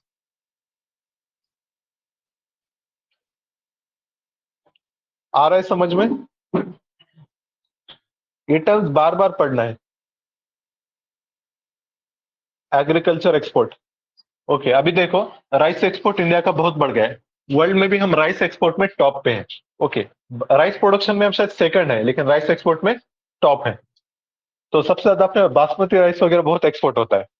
फिर इसी तरीके से सेकंड पे आता है मरीन प्रोडक्ट। एग्रीकल्चर एक्सपोर्ट की अगर बात करें तो सबसे ज्यादा है राइस एक्सपोर्ट, उसके बाद आता है मरीन प्रोडक्ट। ये स्टेटमेंट याद रखो, India has been a net exporter of agriculture products since economic reforms began in 1991।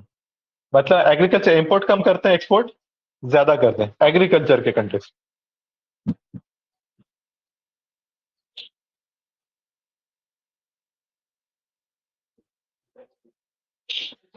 Railway safety, एक कमिटीज के नाम है, इसको पढ़ लो। ये 2 कमिटीज तो भी हमको याद रखना। एक थी रेलवे सेफ्टी के लिए, उसको कहते हैं Anil Kakodkar committee for railway safety, और दूसरे Vivek Debroy, railway privatisation. Okay, railway safety के लिए अगर बात आई तो देखो कुछ टर्म्स आते हैं। अभी जो हमारे कोचेस हैं, जो स्लीपर कोच, एसी कोच, उसको कहते हैं हम आईसीएफ कोचेस कहते हैं।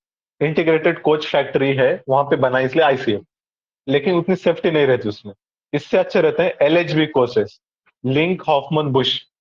ये टर्म याद रखना बस, किसके कंटेक्स्ट में यूज में, तो रेलवे सेफ्टी, रेलवे, ये अच्छे कोच रहते हैं, तो इसको आईसीएफ को एलएचबी से रिप्लेस करने वाले। ओके, याद रखो। फिर रेलवे प्राइवेटाइजेशन की बात आ गई तो फिर अभी सब इसमें इन्वेस्टमेंट अलाउ किए हमने। ओके, रेलवे मैन्युफैक्चरिंग, इंफ्रास्ट्रक्चर वगैरह, ऑपरेशंस में भी शायद अलाउ किया जी। ओके, और तेजस ट्रेन है अपनी फर्स्ट प्राइवेट ट्रेन, तेजस एक्सप्रेस। इसके बाद देखो, वो जो ह्यूमन ट्रैफिकिंग के लिए रेलवे ने ऑपरेशन चलाए, रेस्क्यू करने के लिए वुमन को, चिल्ड्रन को, उसको कहते हैं ऑपरेशन आहट। ओके, तो इसी तरीके से रेलवे जो कर्मचारी हैं, एम्प्लॉयज, उनके अंदर करप्शन कम करने के लिए एक इनिशिएटिव चलाया था रेलवे ने। क्या नाम है उसका? इथिक्स में बहुत बार यूज करते हैं उसको एग्जाम्पल में। मिशन सत्यनिष्ठ कहते हैं, मिशन सत्यनिष्ठ, याद रखें। करप्शन वगैरह कम करने के लिए रेलवे में बहुत करप्शन होता है, ठीक है, वो याद रखें। इसके बाद देखो, design linked incentive scheme, DLI scheme कहते हैं। तो ये लाई गई है सेमीकंडक्टर प्रोडक्शन को बढ़ाने के लिए। सेमीकंडक्टर वगैरह टर्म्स क्या रहते हैं, इसके फंक्शन क्या रहते हैं, डायोड क्या रहता है, P diode, N diode, semiconductor, इसके बारे में पढ़ लो थोड़ा सा। 3-4 पॉइंट्स रहते हैं, या फिर कोई इंजीनियरिंग का वगैरह बच्चा होगा तो उसको बैठ के पूछ लेना, टर्म इंपॉर्टेंट है। एलईडी क्या रहते हैं, हाँ, ये सारी इलेक्ट्रॉनिक्स से रिलेटेड चीजें हैं, इसको याद रखो। ओके, इसके बाद देखो, टेलीकॉम सेक्टर न्यूज में था। Recently, several telecom companies opted for government offer to convert interest on deferred spectrum auction payment and adjusted gross revenue into equity. मतलब क्या हुआ, एजीआर का इश्यू चल रहा था, एडजस्टेड ग्रॉस रेवेन्यू, ये टर्म हमने डिस्कस भी की है। एडजस्टेड ग्रॉस रेवेन्यू अभी क्या रहता है, स्पेक्ट्रम अलोकेट करता है अपना, ministry of communication and technology, spectrum की बोली लगाता है। तो उसमें क्या रहता है, हर कंपनी को वो जो फीस पे करना रहता है, वो जो फीस रहती है परसेंटेज ऑफ टोटल रेवेन्यू रहती है। रेवेन्यू जितना ज्यादा रहेगा उतना ज्यादा तुमको क्या है, फीस देना पड़ेगा।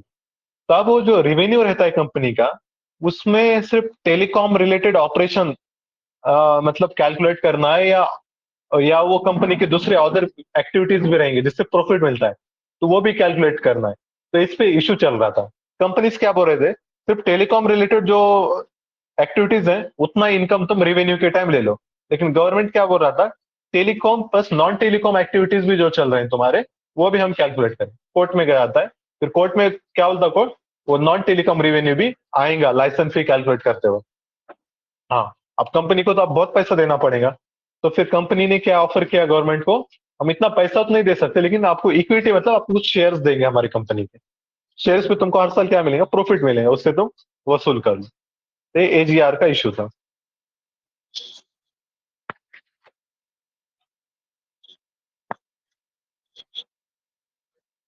City gas distribution network. Okay. तो सिटी गैस डिस्ट्रीब्यूशन मतलब सिटीज में पाइपलाइन बनाई जाएंगी इसके, पेट्रोलियम नेचुरल गैस के। बड़े सिटीज में अगर आपने देखा होगा, दिल्ली में अगर काफी है ऐसे पाइपलाइन रहते हैं। अपने पास कैसे सिलेंडर के बाटले सब तरफ ये होते हैं, वहां तो ऐसा नहीं है। पाइपलाइन हर बिल्डिंग को कनेक्शन दिए जाते हैं गैस के, जितना जरूरत है उतना आप यूज कर सकते हैं। ओके। तो वो स्कीम है। नेचुरल गैस मतलब क्या रहता है, उसमें क्या रहता है, मीथेन। और पाइप्ड नेचुरल गैस मतलब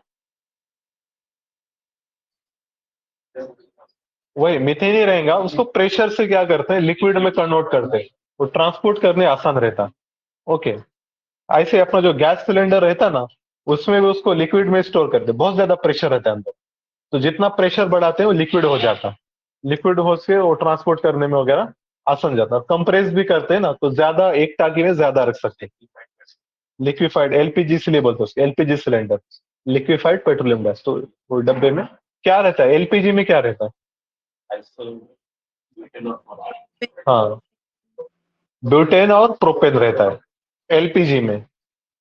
और नेचुरल गैस बोलो, पीएनजी बोलो या सीएनजी, नेचुरल गैस मतलब मीथेन रहेगा।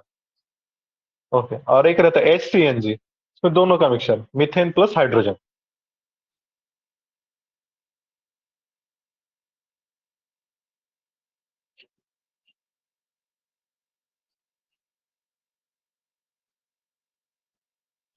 डोमेस्टिकली सिस्टमेटिकली इंपॉर्टेंट बैंक्स, जो बहुत ही बड़े बैंक्स रहते हैं, जो अगर फेल हो गए तो पूरे अपने नेशनल उसके इम्पैक्ट होंगे नेशनल लेवल पे। तो ऐसे बैंक्स को के लिए एक अलग कैटेगरी बनाया आरबीआई ने।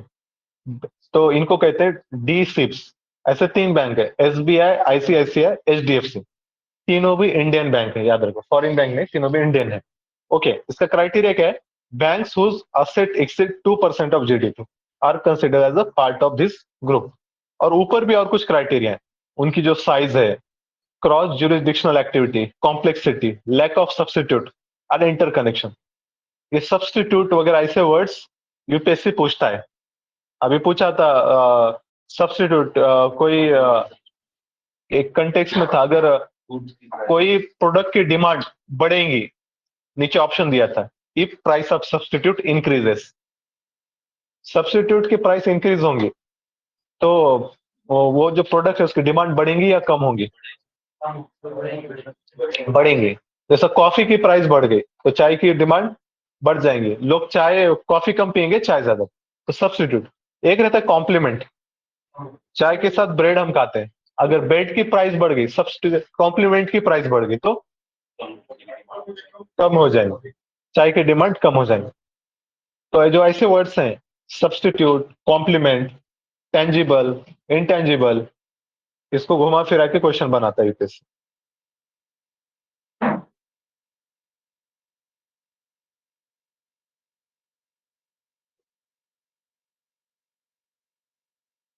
ये देखो, एक पीएसयू है अपनी, काबिल, काबिल नाम की, उसका फुल फॉर्म है खनिज विदेश इंडिया लिमिटेड। तो ये जो काबिल है खनिज विदेश, तो ये बाहर कंट्रीज में जाके मिनरल का क्या करेंगे, एक्सप्लोरेशन करेंगे। तो ये बनाया है national aluminium company NALCO Hindustan copper limited और मिनरल एक्सप्लोरेशन कंपनी लिमिटेड। तो ये नाम याद रखने की जरूरत नहीं, काबिल याद रखो, बाहर कंट्रीज में जाके माइनिंग करता है। ओके, ये सारी चीजें। इसके बाद डिफेंस एक्सपोर्ट, हाँ ये इंपॉर्टेंट है। अपने पास ब्रह्मोस मिसाइल है, एक है सुपरसोनिक भी है और क्रूज मिसाइल भी है।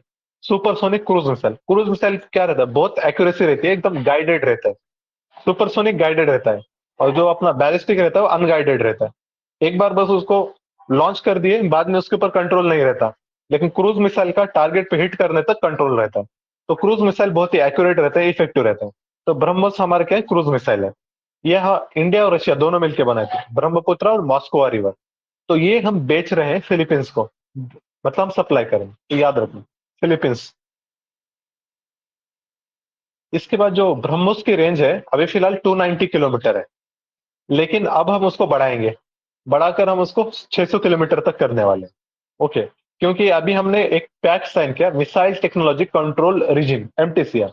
अब ये इसके जो अगर पार्टी है तो हम बढ़ा सकते हैं उसकी लिमिट। तो अब इंडिया बढ़ाएगा उसके। सुपरसोनिक है।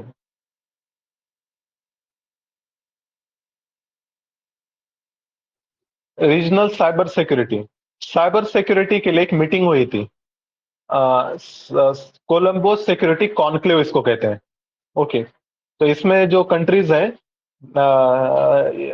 National security adviser level trilateral maritime security, और इसमें जो मेंबर है इंडिया, श्रीलंका, मालदीव्स, ये लोग थे इसमें। कोलंबो सिक्योरिटी डायलॉग, ये याद रखना। ओके, इसके बाद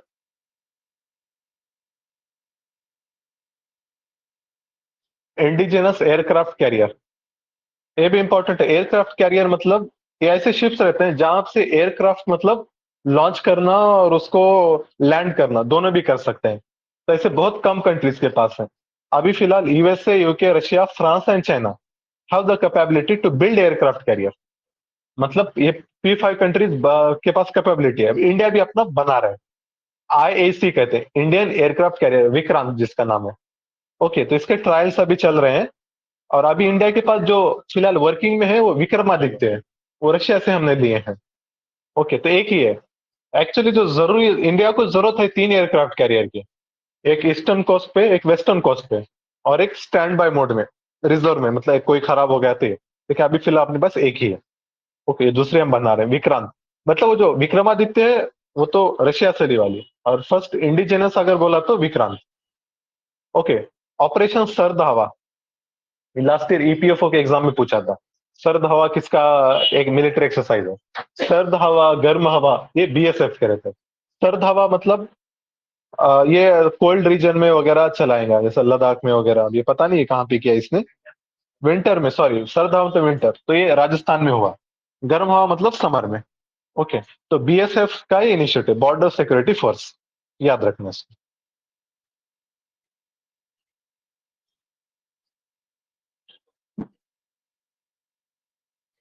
वैसे CAPF के अंडर में फोर्सेस रहते हैं, 7 फोर्सेस हैं, है ना। Border security force, India Pakistan और इंडिया बांग्लादेश बॉर्डर, उसमें रहेगा। फिर इसके बाद दूसरा कौन आता है, और अपना देखो, इंडिया चाइना पे Indo Tibetan border force, India Nepal और इंडिया भूटान पे SSB, सशस्त्र सीमा बल, इंडिया म्यांमार पे आसाम राइफल्स हैं। ठीक है, ये हो गए। फिर इसके बाद आता है एक CISF, central industrial safety security force, airport वगैरह, CISF आता है। इसी तरीके से एक CRPF रहता है, central reserve police force. Okay, फिर एक PM वगैरह ऐसे VIP के सिक्योरिटी के लिए SPG, स्पेशल प्रोटेक्शन ग्रुप। ऐसे 7 हमारे फोर्सेस हैं। बलनाथ का भी। किसने? बलनाथ का। फिर बलनाथ को। ठीक है, सर अब देखो ऐसे इंडियन किसको जाता है? SPG, हाँ उसमें आता है, NS स्पेशल प्रोटेक्शन। NSG, हाँ, NSG वो अलग है, इसमें नहीं आएगा। नेशनल सिक्योरिटी ग्रुप, वो है काउंटर नेशनल टेररिज्म एक्टिविटीज के गार्ड। लिए। हाँ NSG, तो ये शायद डायरेक्टली MHA के अंडर में वगैरह आएगा। ओके, NSG का याद रखना। इसके बाद देखो, ministry of environment forest climate change, इसने रिपोर्ट रिलीज किया, Indian state of forest report. याद रखना है हर 2 साल में पब्लिश होता है, और ये जो अभी का था 17th रिपोर्ट था, 1987 में फर्स्ट आया। अब इसके ऑब्जर्वेशन रहते हैं, तो याद रखो फॉरेस्ट को, टोटल फॉरेस्ट कवर हमारा बढ़ गया है। ओके, फॉरेस्ट कवर हमारा बढ़ गया है। टॉप 5 स्टेट नाम याद रखो, एमपी, मध्य प्रदेश, अरुणाचल, ये एरिया वाइज है, छत्तीसगढ़, उड़ीसा, महाराष्ट्र। और जो top 5 state by state geography के एरिया, अभी परसेंटेज में, मिजोरम, अरुणाचल, मेघालय, मणिपुर, नागालैंड। अरुणाचल दोनों में भी सेकंड पे, और जो परसेंटेज वाइज है पूरे के पूरे टॉप 5 नॉर्थ ईस्ट के, मिजोरम, अरुणाचल प्रदेश, मेघालय, मणिपुर, नागालैंड। इसी तरीके से ट्री कवर रहता है। ओके, ट्री कवर मतलब जो नॉन फॉरेस्ट एरिया में वगैरह रहते हैं ट्रीज, वो भी आएंगे ना उसमें। तो ये भी हमारा बड़ा है, टोटल है ये 2.91%। सबसे ज्यादा ट्री कवर महाराष्ट्र में। ओके, अब देखो ट्री कवर और फॉरेस्ट कवर, ये दोनों को मिलकर अपन टोटल फॉरेस्ट कवर बोलते हैं, forest plus tree cover. 21.7 plus 2.9, उसको 3 पकड़ लो, तो 23.7 इतना है हमारे पास अभी। ओके, फिर इसी तरीके से और क्या रहता है, जैसा एक मैंग्रोव कवर एक इंपॉर्टेंट रहता है, मैंग्रोव कवर भी हमारा बड़ा है। सबसे ज्यादा मैंग्रोव कवर कहाँ है? वेस्ट सुंदरबन। बंगाल। हाँ, ओके, तो स्टेट की अगर बात करें तो वेस्ट बंगाल, और उसके बाद गुजरात आएगा मैंग्रोव में। मैंग्रोव कवर भी अपना बड़ा है, याद रखो। और उसके बाद बाम्बू, बाम्बू में याद रखना top state in terms of bamboo bearing area, MP में, मध्य प्रदेश में बाम्बू। बाम्बू से रिलेटेड एक अमेंडमेंट आया था, अपने पास एक एक्ट है, इंडियन फॉरेस्ट एक्ट 1927। तो बाम्बू जो रहेगा अपार्ट फ्रॉम फॉरेस्ट, उसको एमएफपी, नॉन फॉरेस्ट बोल के क्या कहते हैं उसको, it is classified as a grease grass. पहले ट्री था, उसको ट्री से ग्रास में कन्वर्ट किया, नॉन फॉरेस्ट में का। तो आप क्या कर सकते हो, उसको कट वगैरह कर सकते हो। ट्री को कट करना तो परमिशन चाहिए। ओके, वैसे बाम्बू के लिए सबसे फेमस कंट्री कौन सा है?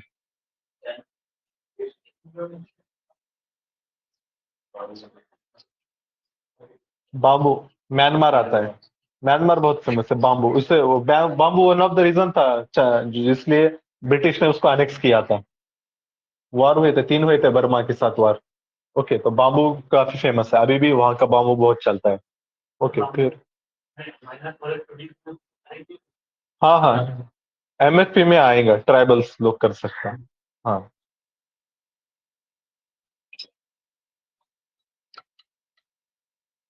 पहले नहीं कर सकते, पहले ट्री में था कि एमएसपी को नहीं आता, एमएसपी में डालने के लिए दिक्कत आती ओके। है। अब देखो, चीता रीइंट्रोडक्शन प्लान, ये अभी हम कर रहे हैं। चीता हमारे पास इंडिया में से एक्सटिंक्ट है, आईयूसीएन स्टेटस क्या है उसका? क्रिटिकली इंडेंजर्ड है। इंडिया से extinct, IUCN status critically endangered, याद रखो। चीता, चीता ये fastest species on the earth है। तो हम क्या कर रहे हैं, अब एसआईटी जो चित्ता है ईरान में मिलता है, लेकिन ईरान हमको नहीं दे रहा है, तो हम क्या कर रहे हैं, अफ्रीकन चित्ता लेके आ रहे हैं नामीबिया से। तो ये लाएंगे हम, और इंडिया में उसको मतलब ग्रो करेंगे। ये कहाँ पे है, तो कुनू पालपुत नेशनल पार्क, एमपी में, वहां पे वो मोस्ट सुटेबल साइट है। तो वहां पे उसको रखने का इरादा चल रहा है। अब देखो, इस चीता के बारे में थोड़ी चीजें कुछ हमको पता रहने से, क्योंकि यूपीएससी ऑब्जर्वेशन बेस्ड क्वेश्चन बहुत पूछ रहा है आजकल। ओके, तो चीता, लियोपार्ड और जगुआर क्या डिफरेंस रहता है? ओके, तो अब इसमें देखो, चीता, लियोपार्ड और जगुआर, डॉट का पैटर्न देखो, जो डॉट डॉट्स है, चीता में क्या है, बड़े बड़े डॉट्स है, रैंडम है, लाइंस में है। ओके, लियोपार्ड, लियोपार्ड जिसको हम लोकल लैंग्वेज बिबट्या कहते हैं, इसमें क्या रहते हैं, सर्कुलर पैटर्न में रहते हैं, ग्रुप में रहते हैं। ओके, और जगुआर, जगुआर में क्या है, सर्कुलर पैटर्न है और सेंटर में भी एक डॉट है, सर्कल के बीच में भी डॉट है। ओके, जगुआर, जगुआर अपने इंडिया में नहीं है। लियोपार्ड और चीता, ओके, चीता में क्या है, मतलब स्ट्रिप वाइज है, पैटर्न नहीं है कुछ खास। लियोपार्ड में लेकिन पैटर्न रहता है सर्कल में। ठीक है, एक याद रखो। फिर दूसरी चीज और एक डिफरेंस है लियोपार्ड और चीता में, उसके आंख के पास देखो, आंख से लेके फेस तक वो ब्लैक कलर की लाइन है, उसको कहते हैं टीयर लाइन। टीयर लाइन रहती है चीता में, लियोपार्ड में नहीं रहती है। आपने कैट को गौर से देखना, उसको भी शायद रहती है। उसको सेम फैमिली से बोलते हैं, टीयर लाइन कहते हैं उसको। ओके, ये पैटर्न्स है, थोड़ा डिफरेंसेस पता रहने चाहिए। जैसे अफ्रीकन चित्ता, एशियाटिक चित्ता। अफ्रीकन चित्ता इज वल्नरेबल और एशियाटिक चित्ता क्या है? Critically endangered. और ये जो चित्ता वगैरह जो रहते हैं ना,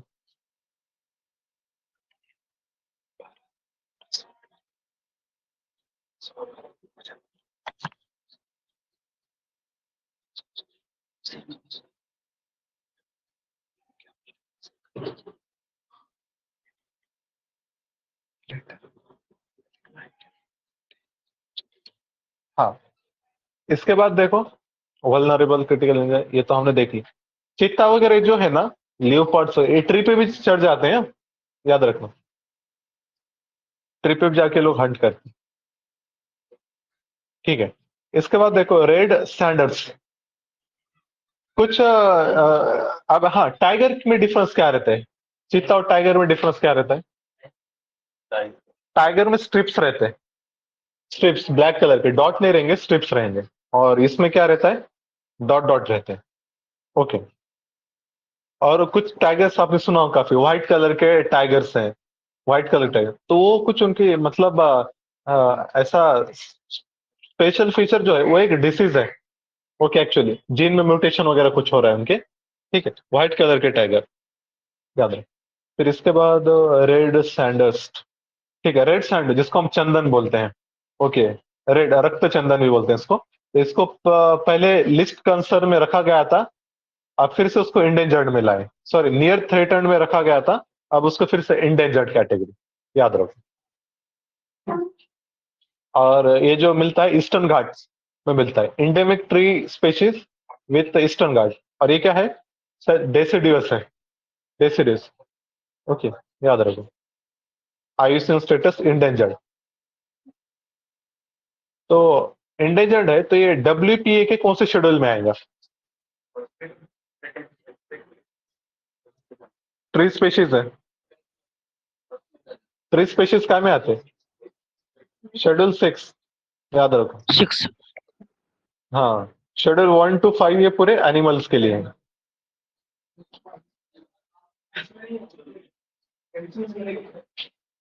क्या बोले? में नहीं है, हाँ, मे बी नहीं, नहीं है, प्रोटेक्टेड नहीं है क्या? ठीक है, सेकंड में है। अभी नया जो आया अमेंडमेंट। अच्छा, अभी नया नए के हिसाब से बोल रहे क्या? ठीक है, चेक करो, फिर भी चेक करो क्या है, WPA में कहाँ पे आता है। ओके,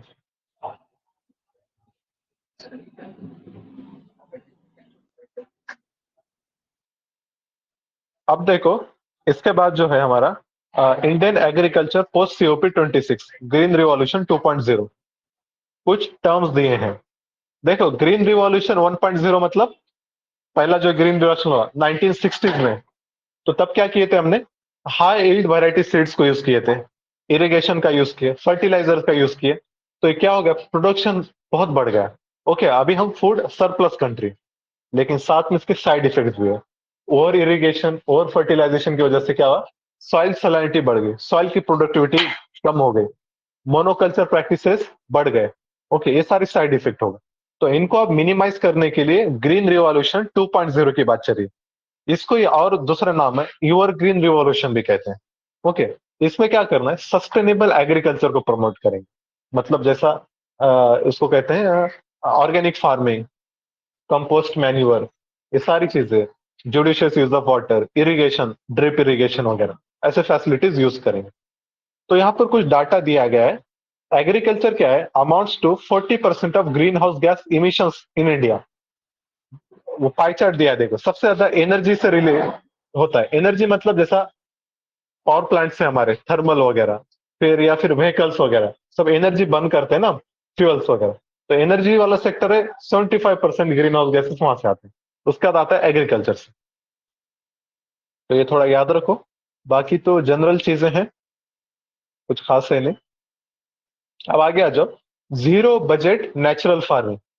जीरो बजट, हम नाम से आप गेस कर सकते हैं, मतलब एक्स्ट्रा कोई नई चीज नहीं खरीदना है हमको, जो चीज ऑलरेडी है उसका यूज करके तुमको क्रॉप ग्रो करना है। ओके, तो इसमें क्या करते हैं देखो, इसके 4 कंपोनेंट्स हैं, जीवामृत, बीजामृत, आच्छादन, वापसा।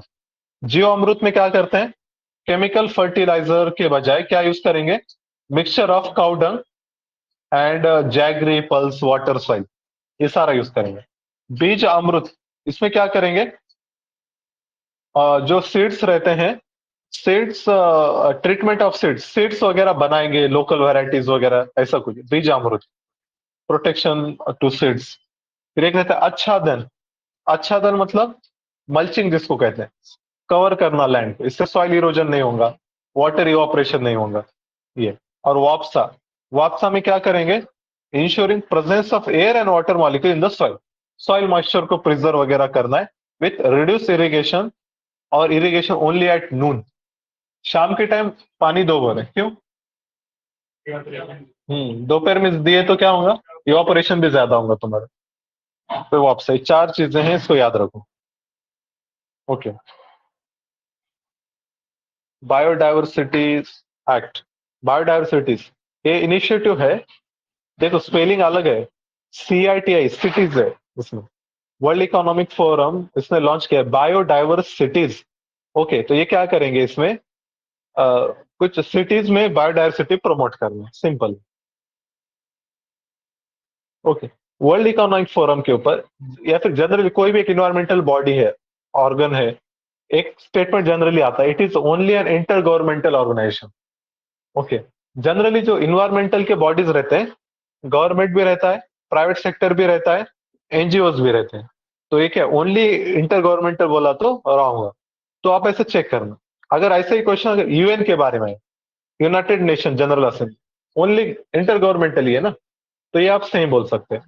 लेकिन ऐसे जो इन्वायरमेंटल खासतौर पर ऑर्गेनाइजेशन है, गवर्नमेंट नॉन गवर्नमेंट दोनों भी रहते हैं।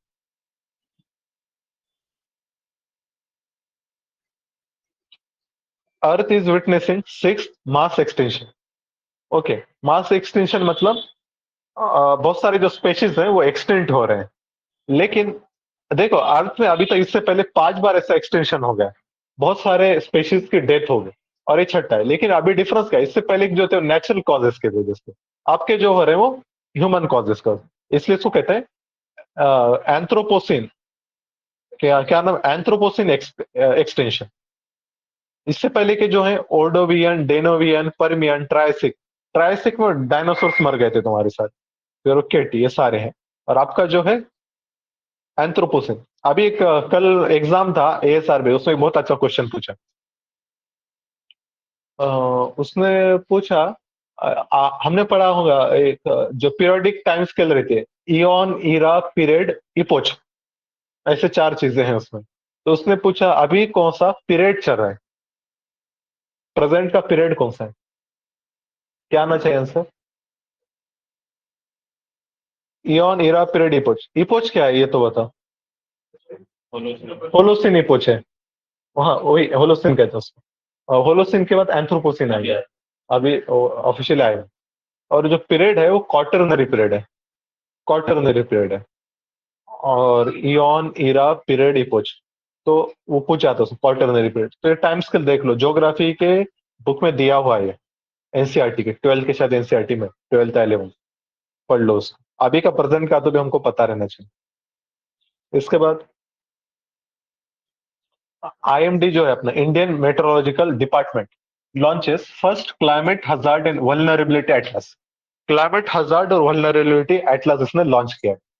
IMD कौन से मिनिस्ट्री के अंडर आता है, मिनिस्ट्री ऑफ अर्थ साइंस में आता है, याद रखो, ministry of earth science, not in environment, ministry of earth science, याद रखना। देखो हजार्ड क्या रहता है, किसी चीज से आपको धोखा है, उसको कहेंगे हजार्ड।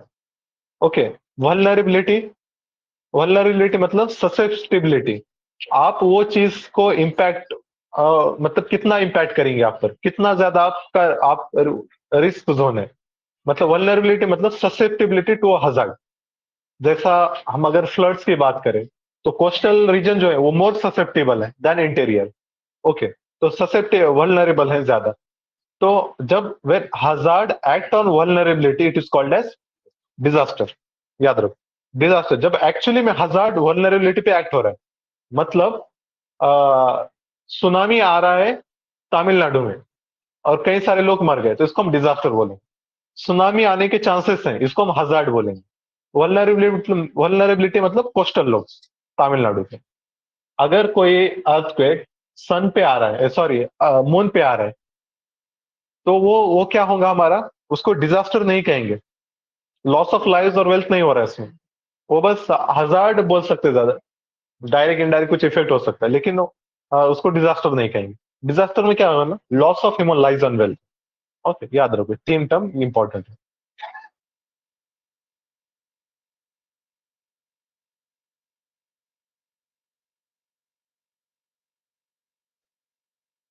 जोजिला पास, ये पासेस इंपॉर्टेंट है। जोजिला पास कनेक्ट करती है श्रीनगर को लद्दाख से। बनिहाल पास जम्मू टू कश्मीर, ठीक है। लिपू लेका पास कहां पे है, Uttarakhand to China, tri junction पे, इंडिया नेपाल चाइना। शिपकीला हिमाचल। हिमाचल प्रदेश में, सतलज वहां से इंटर करेंगे। फिर एक है झेलपला, सिक्किम में, झेलपला नथुला सिक्किम। फिर दूसरा है सेला, अरुणाचल, तवांग को कनेक्ट करती है ईटानगर से, याद रखना।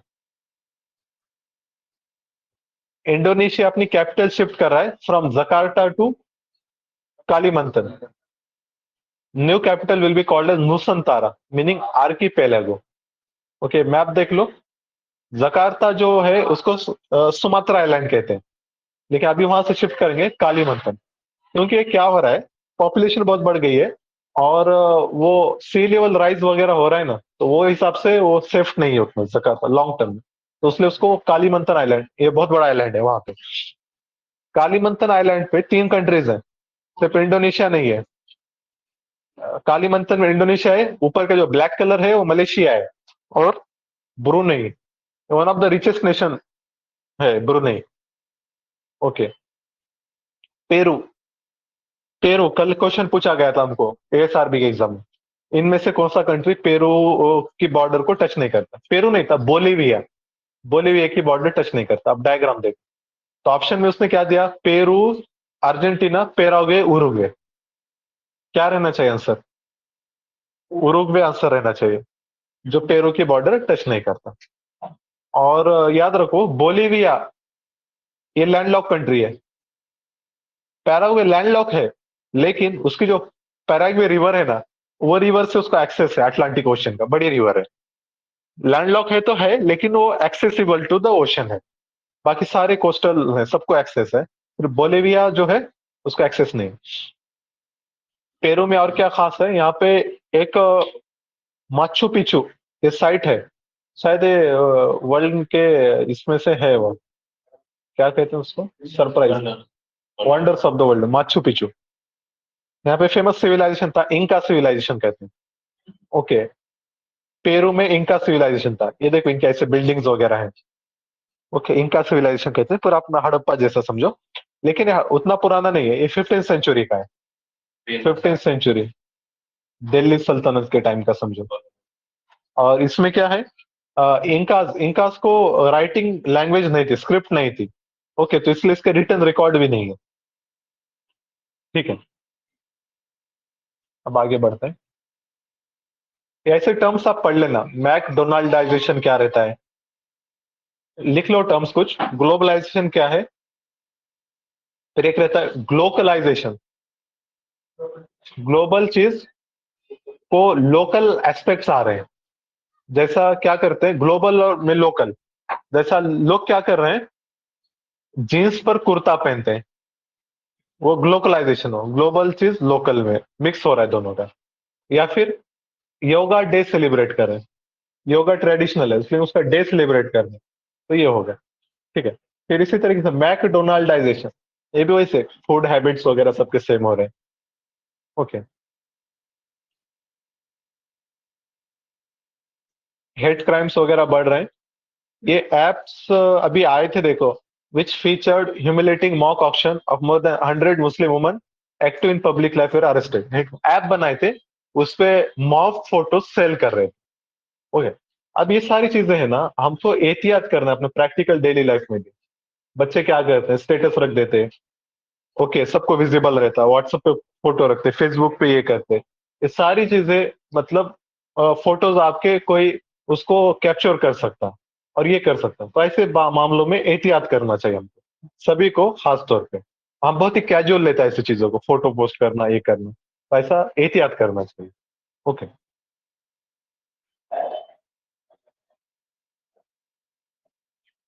इसके बाद देखो marital rape, conjugal rights.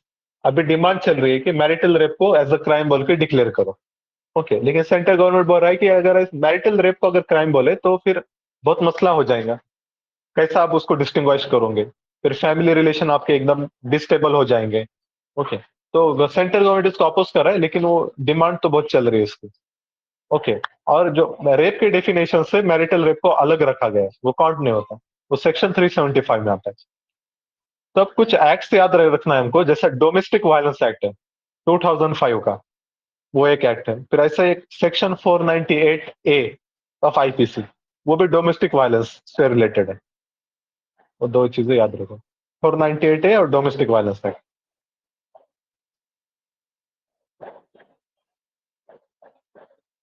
India performance in sport, Olympic हुआ था लास्ट ईयर, तो वो हमारा बहुत अच्छा परफॉर्मेंस रहा। टोक्यो में ओलंपिक हुआ और फिर पैरालंपिक भी हुआ था, दोनों में भी इंडिया ने अभी तक के हाईएस्ट मेडल जीते। टोक्यो में 7 मेडल जीते हैं और पैरालंपिक में 19 मेडल हमने जीते। गोल्ड मेडल कितने जीते हमने टोक्यो में? एक ही जीते थे, नीरज चोपड़ा। काय में जीता था उसने? जेवेलिन थ्रो, याद रखना। और फिर हॉकी में भी एक मेडल मिला था अपने को, ब्रॉन्ज। याद रखो, स्पोर्ट्स के लिए खेलो इंडिया स्कीम है।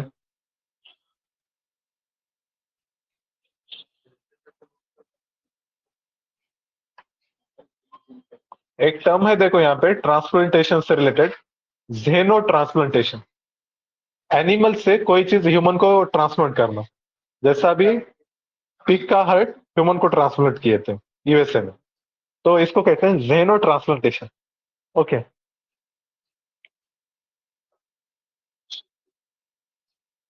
एक चीज आती है टर्म, लेकिन जो ये जो बाहर से जो चीज एक्सेप्ट करते हैं, ट्रांसफर करते हैं, तो बॉडी उसको रेजिस्ट करती है।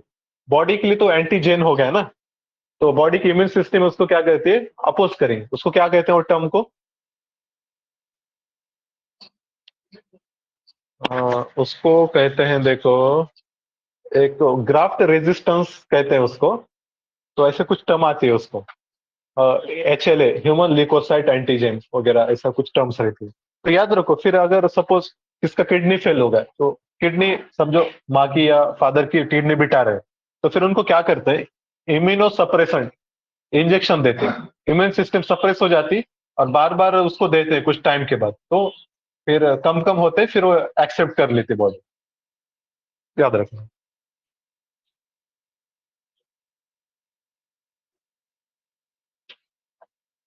अभी सेंसस और एनपीआर कुछ टॉपिक था इससे। सेंसस में देखो, सेंसस बहुत डिटेल एक्सरसाइज है।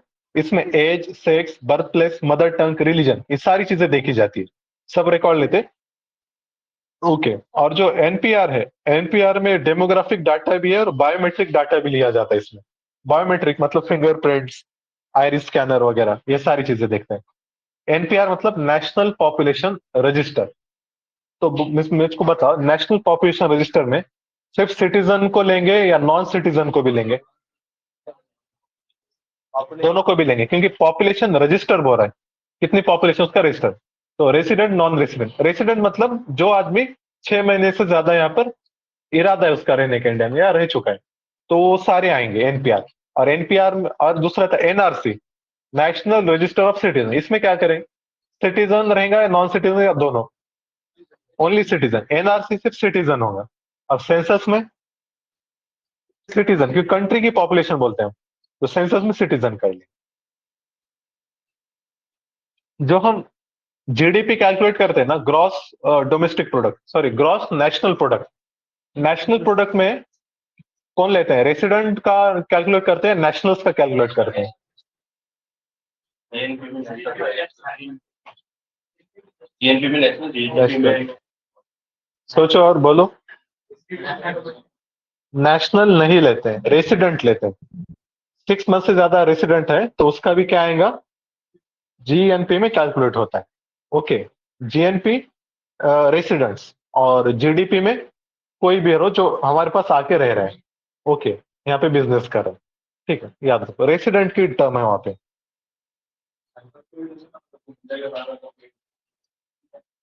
इंडिया से बाहर है तो वो नेशनल में ले लेंगे। हाँ हाँ, लेंगे ना। उसका आप देखो डिपेंड करेगा। बाहर वाला है, सपोज मेरे अंकल सऊदी में है, तो हम उनका इनकम क्या करेंगे? ऐड करेंगे। इंडिया में जो पैसा भेज रहे वो ऐड करेंगे, और अपना जो बाहर जा रहा है उसको माइनस करेंगे। लेकिन इंडिया के बॉर्डर के अंदर की बात करें तो रेसिडेंट्स को लेते हैं पूरे। रेसिडेंट जो है उनका लेते हैं। जीडीपी में बॉर्डर के अंदर है, हाँ, जीएनपी में बाहर वाले पे। बाहर वाले पे, याद है। ठीक। गगनयान मिशन, याद रखो गगनयान मिशन हम लॉन्च करने वाले हैं। स्पेस में जाएंगे हमारे एस्ट्रोनॉट्स, 3 लोग जाएंगे फॉर 7 डेज। ओके, अभी इंडिपेंडेंस डे 15 अगस्त से पहले भेजने का प्लान है। इसको जो लॉन्च किया जाएगा वो लो अर्थ ऑर्बिट में लॉन्च किया जाएगा। और जो लॉन्चिंग व्हीकल है जीएसएलवी मार्क 3 यूज करें। मार्क 3 से याद रखो 3 स्टेज है, सॉलिड, लिक्विड और क्रायोजेनिक। 3 स्टेज है। क्रायोजेनिक मतलब बहुत ही कम टेम्परेचर। इसकी जो कैपेसिटी है 4 टन तक लेकर जा सकता है जियो सिंक्रोनस ट्रांसफर ऑर्बिट। मतलब आगे चल के जियो स्टेशनरी में 36,000 तक जाना है तो 4 टन। और लो अर्थ ऑर्बिट मतलब 500-600 किलोमीटर, तो 10 टन तक ये वेट ले जा सकते हैं। ओके, आदित्य L1 हम सन की स्टडी करने के लिए लॉन्च करने वाले हैं। L1 क्या है? Lagrange point 1। ऐसे 5 पॉइंट रहते हैं कोई भी 2 बॉडीज के बीच में। नासा भी एक मिशन भेजा है नासा ने सोलर स्टडी के लिए, उसका नाम क्या है? आदि Parker Parker solar probe. Okay, इसके बाद एंटी माइक्रोबियल रेजिस्टेंस, एंटीबायोटिक्स वगैरह यूज बहुत कर रहे हैं। ओके, इसको क्या कहते हैं? ओवर द काउंटर ड्रग्स कहते हैं। लोग डायरेक्ट मेडिकल वाले के पास से गोली ले लेते हैं, दवाखाने में नहीं जा रहे, गोली लेते हैं। हम भी यही करते हैं। लेकिन उससे क्या हो रहा है? एंटीबायोटिक रेजिस्टेंस बढ़ रहा है। हम वो चीज बार बार खा रहे हैं। इसी तरीके से हम लोग चिकन वगैरह ये सब खाते हैं ना, उसमें उनको ग्रोथ के लिए बहुत सारे एंटीबायोटिक्स वगैरह दिए जाते हैं, वो भी हम खा रहे हैं। तो इससे क्या हो रहा है? बायो एक्यूमुलेशन होता है, बायो मैग्निफिकेशन होता है। फूड चेन चेंज हो रही है ना, ट्रॉपिक लेवल चेंज हो रहा है, तो बायो मैग्निफिकेशन होगा। तो बायो मैग्निफिकेशन फिर वो भी हमारे इसमें ये हो रहा है, एएमआर आ रहा है। फिर इसी तरीके से अभी एक रिपोर्ट आई थी, कुंभ मेला में वगैरह बहुत लोग रिवर में जाके ये करते, स्नान वगैरह करते, बात करते, उससे भी बढ़ रहा था एएमआर। ओके, तो एएमआर रहते जो माइक्रो ऑर्गेनिजम्स एएमआर डेवलप करते हैं, उनको सुपर बग्स कहते हैं। इंडिया कुछ इनिशिएटिव चला रहा है, जैसा रेड लाइन कैंपेन। आप गोलियां लियोसेट्रिजिन वगैरह खाई होंगी आपने, तो देखो पीछे एक रेड लाइन रहती है, मतलब सोल्ड विथ प्रिस्क्रिप्शन ओनली, ऐसा कुछ लिखते हैं। रेड लाइन मतलब जिससे चांस हो सकता है एएमआर रेजिस्टेंस का। ओके, फिर डब्ल्यूएचओ भी एक स्कीम चला रहा है, उसने अवेयर स्कीम कहते हैं। कैटेगरीज दिया है, 3 categories. Access, watch, reserve. Access मतलब तुम वो एंटीबायोटिक्स तुम खा सकते हैं आसानी से, अवेलेबल रहे। वॉच मतलब थोड़ा प्रिकॉशंस लेना होगा। रिजर्व मतलब ऑन द प्रिस्क्रिप्शन और डॉक्टर्स ओनली, ऐसा कुछ रहता है। तो एक्सेस, वॉच, रिजर्व, ऐसे 3 कैटेगरीज है। Aware scheme. एक सफिक्स टर्म आती है फैगीज। फैगीज मतलब जैसा बैक्टीरियोफैग, मतलब ऐसे वायरस है जो बैक्टीरिया को मारते हैं, बैक्टीरियोफैग। जो हीट कर हाँ, सामने वाले को मार रहे हैं तो फेग। डब्ल्यूबीसी में रिजल्ट में आता अच्छा, वो डब्ल्यूबीसी भी क्योंकि इम्यून सिस्टम में उनका रोल रहता है ना, डब्ल्यूबीसी, वो भी phages. Okay, white blood cell. मुझको पता व्हाइट ब्लड सेल्स में हीमोग्लोबिन रहता है क्या? WBC, do WBC haemoglobin? No, जी सर, रहता है। हीमोग्लोबिन का कलर क्या रहता है? रेड रहता है। अगर वो रहते तो रेड कलर रहता है, व्हाइट व्हाइट हम बोलते ही नहीं। तो आरबीसी में रहता है हीमोग्लोबिन, डब्ल्यूबीसी में नहीं रहता। नहीं। ये पीएसएल सेक्टर नॉर्म्स ये पता रहने चाहिए। ये जो देखो 40% रेगुलेशन है पीएसएल नॉर्म्स का। हर बैंक को जितना लोन दे रहा है 40% लोन पीएसएल सेक्टर्स को देना है। अभी पीएसएल सेक्टर्स क्या रहते हैं ये पढ़ो, थर्ड वाला point.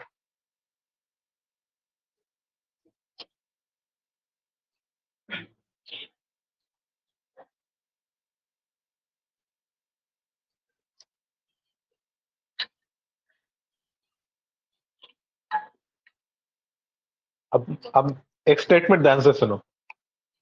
Loans given to a minority loans given for the education of a minority child, ये पीएसएल में आएगा क्या? लास्ट स्टेटमेंट क्या है? Weaker section of society, minority, SC, ST, OBC सब आ जाए। ओके, तो पीएसएल का क्वेश्चन अगर देखा, ये बहुत ब्रॉड है चीजें, तो ऑल ऑफ दिस लेके चलो। इसमें से कौन सा सेक्टर पीएसएल में आता है? एक्सेप्ट बहुत ही अजीब चीज नहीं बोल रहा हूं, तो ये बाकी सारी चीजें आएंगी। एमएसएमई आएंगे, लार्ज इंडस्ट्रीज नहीं आएंगे। Okay,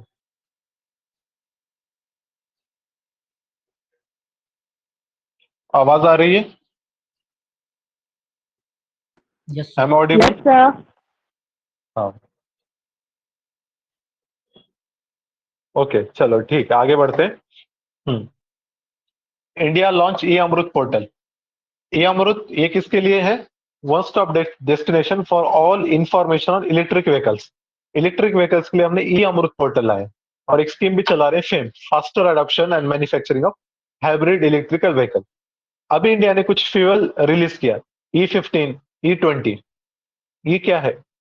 E15, E20 ethanol blended petrol, याद रखना। वो इलेक्ट्रिक व्हीकल ऐसा ऑप्शन देगा, तो उससे नहीं, E15, E20 ये ब्लेंडिंग बताता है, तो वो इथेनॉल ब्लेंडिंग उसके लिए है।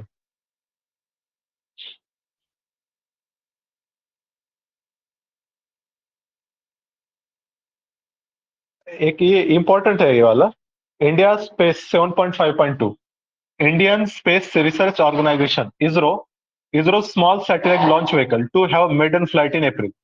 अभी हम देखो जो सैटेलाइट लॉन्च करते हैं, एक तो हम पीएसएलवी यूज करते हैं या फिर GSLV. PSLV polar satellite launch vehicle, लेकिन नाम पे मत जाओ। पीएसएलवी पोलर ऑर्बिट में भी लॉन्च कर सकता है या फिर जियो सिंक्रोनस। हमने जो चांद्रयान 1 लॉन्च किया या फिर मंगलयान लॉन्च किया, ये हमने किससे किया था? पीएसएलवी से किया था। चांद्रयान 2 हमने जीएसएलवी से लॉन्च किया। ओके, याद रखना। अभी गगनयान भी हम जीएसएलवी, मार्क 3 जो है वो जीएसएलवी का टाइप है। ओके, तो अभी हम एक नया और बना रहे, SSLV, small satellite launch vehicle. ये छोटा सा रहेगा और लो अर्थ ऑर्बिट में वगैरह हम उसको लॉन्च कर सकते हैं। और ये याद रखो 3 स्टेज ऑल सॉलिड है, सॉलिड रहेंगे। अब जैसा हम मार्क 3 पढ़ रहे थे, सॉलिड, लिक्विड, क्रायोजेनिक, ये क्या है? तीनों सॉलिड है। 500 केजी तक सैटेलाइट मास ले जा सकता है, 500 किलोमीटर ऑर्बिट। इसका फायदा क्या है पता है? कि रिड्यूस टर्न अराउंड टाइम। पहले, अभी देखो इसको 72 आवर्स लगेंगे बस सैटेलाइट को ऑर्बिट में लेके जाने। पहले कितना लग रहा था हमको? 70 डेज लग रहा था। अभी लॉन्च किया तो 70 दिन बाद वो स्टेबल हो रहा है। और इसी तरीके से कॉस्ट वगैरह भी कम हो जाएगा। ओके, और इसको जो बना रहा है NSIL बना रहा है, न्यू स्पेस इंडिया लिमिटेड, याद रखो। 3 बॉडीज इंडिया ने भी बनाए, NSIL, in space, Indian space authorisation centre, और एक ISPA है, इंडियन स्पेस काउंसिल, ऐसा कुछ बना। ओके, तो ये न्यू NSIL जो है ये इसको बनाएगा, याद रखो। इसी तरीके से चाइना का Chang'e 5, ये लूनार प्रोब, इसने क्या किया? Evidence of water on moon surface, on site evidence, वहां जाके जगह पे मून का वाटर का एविडेंस फाइंड किया इसने। इससे पहले चांद्रयान 1 जो इंडिया का था 2008 में, उसने भी बताया था कि वाटर है मून के एग्जोस्फीयर में वगैरह। ओके, सरफेस ऑफ चांद्रयान, याद रखना। और ऐसे और भी मिशन है लूनार, जैसा आर्टेमिस है नासा का, ये भी लॉन्च होगा। मतलब ये मैंड रहेगा इसमें, लेकिन फर्स्ट वुमन भी जाएंगी आर्टेमिस में। फिर एक वाइपर मिशन है, volatile investigating polar exploration rover, NASA का। साउथ कोरिया का एक है, चांद्रयान 3 भी एक है। चांद्रयान 3 अभी इंडिया भेजने वाला है, कुछ दिन बाद भेजे।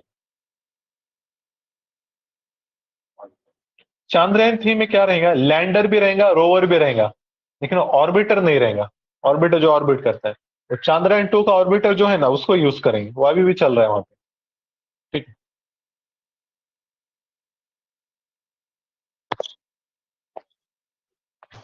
अब आगे आ जाओ कल्चर में।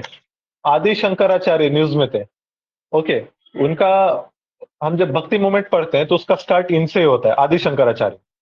तो इनका जो बर्थ प्लेस है Kaladi in Ernakulam Kerala will declare as national monument. तो ये अराउंड सब 8th सेंचुरी में थे। ओके। और इनकी जो फिलोसॉफी थी अद्वैत, अद्वैत फिलोसॉफी थी, याद रखना अद्वैत। अब ऐसे अलग अलग फिलोसॉफीज दिए गए हैं। ओके, वो हमको पता रहना चाहिए। जैसा देखो फॉर एग्जांपल ये चार्ट ही दिया है नेक्स्ट पेज पे। अद्वैता था आदि शंकराचार्य का, विशिष्ट अद्वैत रामानुज, द्वैता माधवाचार्य, द्वैत अद्वैत निम्बार्का, शुद्ध अद्वैत वल्लभाचार्य और अचिंत भेद चैतन्य महाप्रभु। चैतन्य से याद रखो, अचिंत, अचिंत भेद अभेद चैतन्य, शुद्ध अद्वैत वल्लभा, द्वैत अद्वैत निम्बार्का, द्वैता माधवा, विश्व विशिष्ट अद्वैत रामानुज, अद्वैत आदि शंकराचार्य। अब यूपीएससी क्या कर रहा है देखो, इसमें से एक को उठा रहा है और साथ में वो किंग के साथ जोड़ रहा है। Madhavacharya was contemporary of Qutbuddin Aibak. अब हमारे लिए क्या जरूरी है, हम बस इतना ही पढ़ते हैं। अब लेकिन माधवाचार्य जी की सेंचुरी देखो कि वो कौन से सेंचुरी में थे, ईयर नहीं सेंचुरी हमारे लिए इंपॉर्टेंट। सेंचुरी देखो, फिर हमको इसके नीचे लिख देना आप तुमने, शंकराचार्य जी कब थे, रामानुज जी कब थे, माधवाचार्य जी कब थे, सेंचुरी कब थे, फिर वो तुमको किंग के क्वेश्चन आसान हो जाए। किंग से जो किंग के तो हमको पता रहता है लेकिन इनका नहीं पता है, दोनों को जोड़ रहे हैं। ऐसे सूफी सेंट के बारे में वैसा ही कर रहा है। शेख अहमद सर हिंदी पूछा था एक बार, कबीर के कंटेम्पोररी थे, सब कुछ तो भी अलग स्टेटमेंट था। Okay. Netaji Subhash Chandra Bose 125th birth anniversary, कल एग्जाम में क्वेश्चन आया था। पराक्रम दिवस नहीं, नेताजी सुभाष चंद्र बोस के रिस्पेक्ट में क्या सेलिब्रेट कर, पराक्रम दिवस सेलिब्रेट कर, 23rd जनवरी को सेलिब्रेट होता है। ओके, याद रखना। बाकी इनका पता है, ये 1920 में सेलेक्ट हुए थे आईसीएस इंडियन सिविल सर्विस में। हरिपुरा और त्रिपुरी सेशन दोनों के प्रेसिडेंट थे। एच टी, पहले एच आता है अल्फाबेटिकल ऑर्डर में, फिर टी आता है, याद रखो। उससे पहले जो दो सेशन थे नेहरू थे, लखनऊ और फैसपुर, 36 37 ये थे। फॉरवर्ड ब्लॉक इनकी पार्टी भी थी। ओके, तो ये चीजें कुछ याद रखना है। जलीकट्टू ये फेस्टिवल है तमिलनाडु का, बुल टेमिंग। ओके, और पोंगल के बाद इसको खेला जाता है। कंबाला ये बुलक कार्ट की रेस रहती है आंध्रा में, महाराष्ट्र में भी होती है रेस, कॉक फाइट आंध्रा में होती है, camel race Rajasthan. Classical languages news में थे। अभी 6 लैंग्वेज है जिनको क्लासिकल स्टेटस है, तमिल, तेलुगु, संस्कृत, कन्नड़ा, मलयालम, ओडिया। अभी मराठी के लिए भी डिमांड चल रही है। ओके, ये स्टेटस दो बोल के।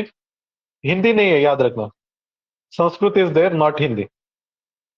इंडिया में मोस्ट स्पोकन लैंग्वेज कौन सी है? Tamil, most spoken language Hindi, most spoken है Hindi. Second most spoken Bengali है। Third most spoken Telugu, Telugu है। ये तीनों याद रखो, लिख लो इसको, काफी बार कंफ्यूजन होगा। हिंदी, बंगाली, तेलुगु।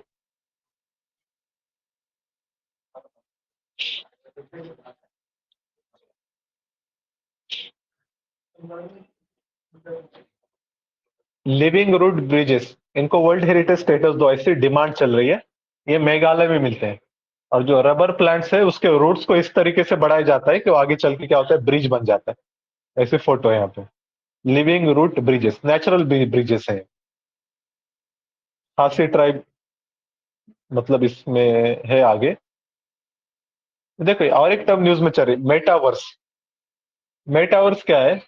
ये जो हम गेमिंग वगैरह खेल रहे हैं, वर्चुअल रियलिटी, ऑगमेंटेड रियलिटी, इसमें उसको मेटावर्स कहते हैं, मतलब मेटाफिजिकल वर्ल्ड रहता है। ओके, तो ये मेटावर्स इधर फोटो वगैरह दिया है उसने, याद रखना।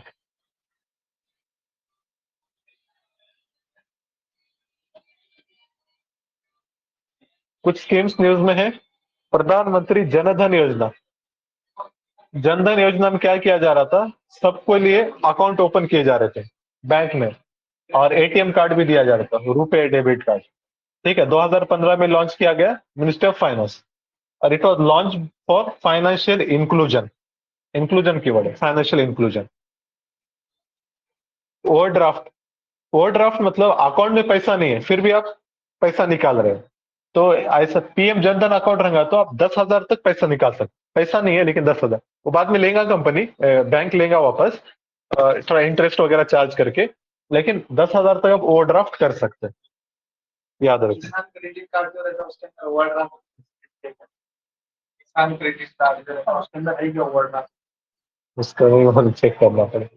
किसान क्रेडिट कार्ड रहेगा शायद, नहीं तो चेक करो, क्योंकि बैंक देता है फैसिलिटी ओवरड्राफ्ट की, क्योंकि इसमें बैंक को फायदा है आगे से। अच्छा, क्रेडिट कार्ड में भी रहेगा ही, बराबर सही। कल एक क्वेश्चन आया था हमको किसान क्रेडिट कार्ड पे, इसमें मतलब क्वेश्चन ऐसा था, किसान क्रेडिट कार्ड में कौन से टाइप के लोन दिए जाते हैं, long term, medium term, short term, और एक था ऑल ऑफ दिस। तो शायद ऑल ऑफ दिस शायद था उसका आंसर, किसान क्रेडिट कार्ड। चेक करना फिर। उन्नत ज्योति अफोर्डेबल एलईडी, उजाला स्कीम है मिनिस्ट्री ऑफ पावर की, एलईडीज दे रहे हैं, लेकिन ये फ्री में नहीं है, एक प्राइस पे आपको बेचेंगे, लेकिन इसको कम प्राइस पे देंगे। Phase price, phase wise distribution, LED. Okay, अब आगे आ जाओ, कुछ लोकेशन न्यूज में थे। चाइना ब्रिज बना रहे पगांग स्तो लेक पर। लिविंग रूट ब्रिजेस मेघालय में है। नेपाल और इंडिया मिलके महाकाली रिवर पे ब्रिज बनाना चाहते हैं, महाकाली जिसपे डिस्प्यूट चल रहा है। इंडोनेशिया ने कैपिटल शिफ्ट किया Jakarta to east Kalimantan. Australia ने एक फंड जमा किया है to save great barrier reef. एक कोरल रिफ है, largest coral reef in the world. कुछ पर्सनालिटीज न्यूज में है। थिरुवल्लुवर, इन्होंने क्या किया थे, थिरुकुलर किताब लिखी थी। ओके, इसमें पॉलिटिक्स, लॉ, इथिक्स, मैटर्स ये सब है, हो गया। अब इसमें देखो, पहले की जो किताबें रहती थी ना उसमें सभी रहते थे ऐसा, हिस्ट्री, ज्योग्राफी, पॉलिटी, इकोनॉमिक्स सभी रहेगा, समझो करंट अफेयर वगैरह, ऐसा अलग से बुक नहीं। तो ऑल ऑफ दिस ले लें, इसमें क्या था बोले तो सभी। अब जैसा चाणक्य के अर्थशास्त्र, तो उसमें सिर्फ अर्थशास्त्र नहीं रहता था, पॉलिटी, हिस्ट्री सभी रहते। अकबर के अकबर नाम है, सब रहेगा उसमें। गुरु रविदास, ये वाराणसी में थे, और he was contemporary of Kabir और Guru Nanak. Mirabai was a disciple of Ravidas, याद रखो। रानी वेलु नचियार, ये काफी न्यूज में है। She formed an alliance with Hyder Ali against British in 1780. Okay, and was first queen to wage a war against East India Company. First king to wage a war 1780, बहुत पहले। Okay, तो 1780 में देखो, Anglo Mysore 4 वार हुए थे। 1780 में कौन सा वार चल रहा था, first, second, third, fourth, second war में। ओके, और हैदर अली की डेथ कब होती है, सेकंड में होती है 1782 में कुछ। फिर टीपू कमांड संभाल लेता है 84 में, फिर उनकी ट्रीटी होती है। तो ट्रीटी का नाम क्या था,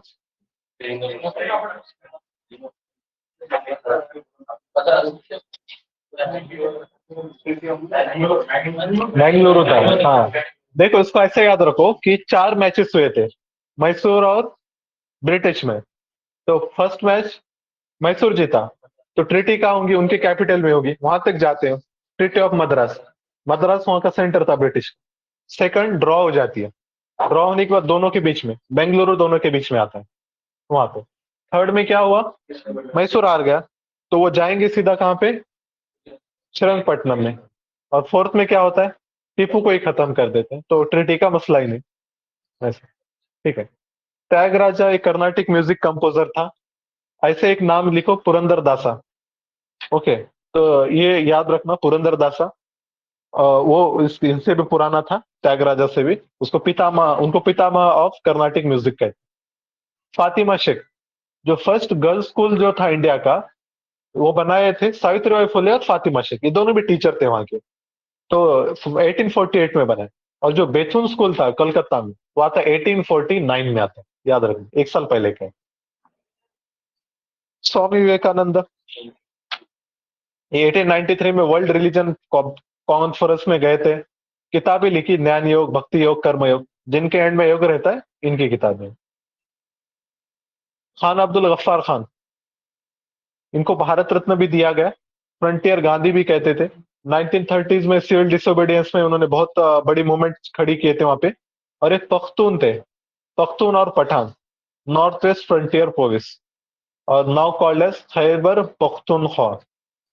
ये बहुत बड़ी ट्राइब है, अफगानिस्तान में मेजोरिटी यही ट्राइब है। ओके, पख्तून या पश्तून। पंडित जसराज, ये इनकी डेथ हो गई।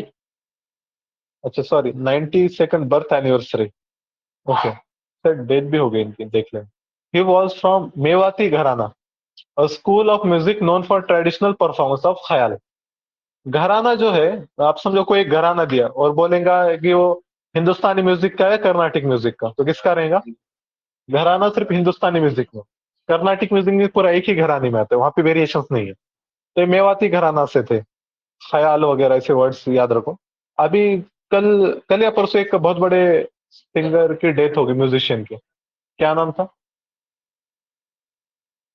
पूरे सफेद कलर के बाल थे, न्यूज में आ रहा था ना। पंडित नाम याद नहीं आ रहा, याद रखना, नाम पढ़ लो। पंडित बिरजू महाराज, ये देखो, इनकी भी डेथ हो गई, ये भी बहुत फेमस थे। कथक के फेमस डांसर थे।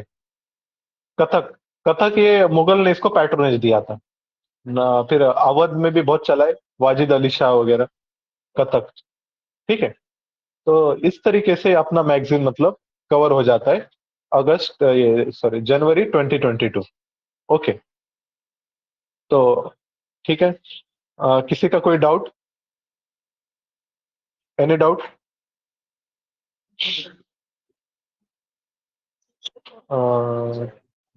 ठीक है। कल हम क्या करेंगे, फरवरी का ले लेते हैं। यही टाइम है, 10 से 12 फरवरी। कोशिश करेंगे 3-4 दिन में खत्म कर देंगे। मार्च तक क्या है, 2 ही बचे हैं। और फिर उसके बाद एक पूरा साल भर का जो इंडेक्स पेज है वो न्यू रिवाइज करेंगे, शॉर्ट में 2 सेशन। ठीक है, ऐसा कर लेते। ओके, किसी का डाउट है बाद में आप टेक्स्ट भी कर सकते हो, कोई इशू नहीं है। ओके, ठीक है, चलो।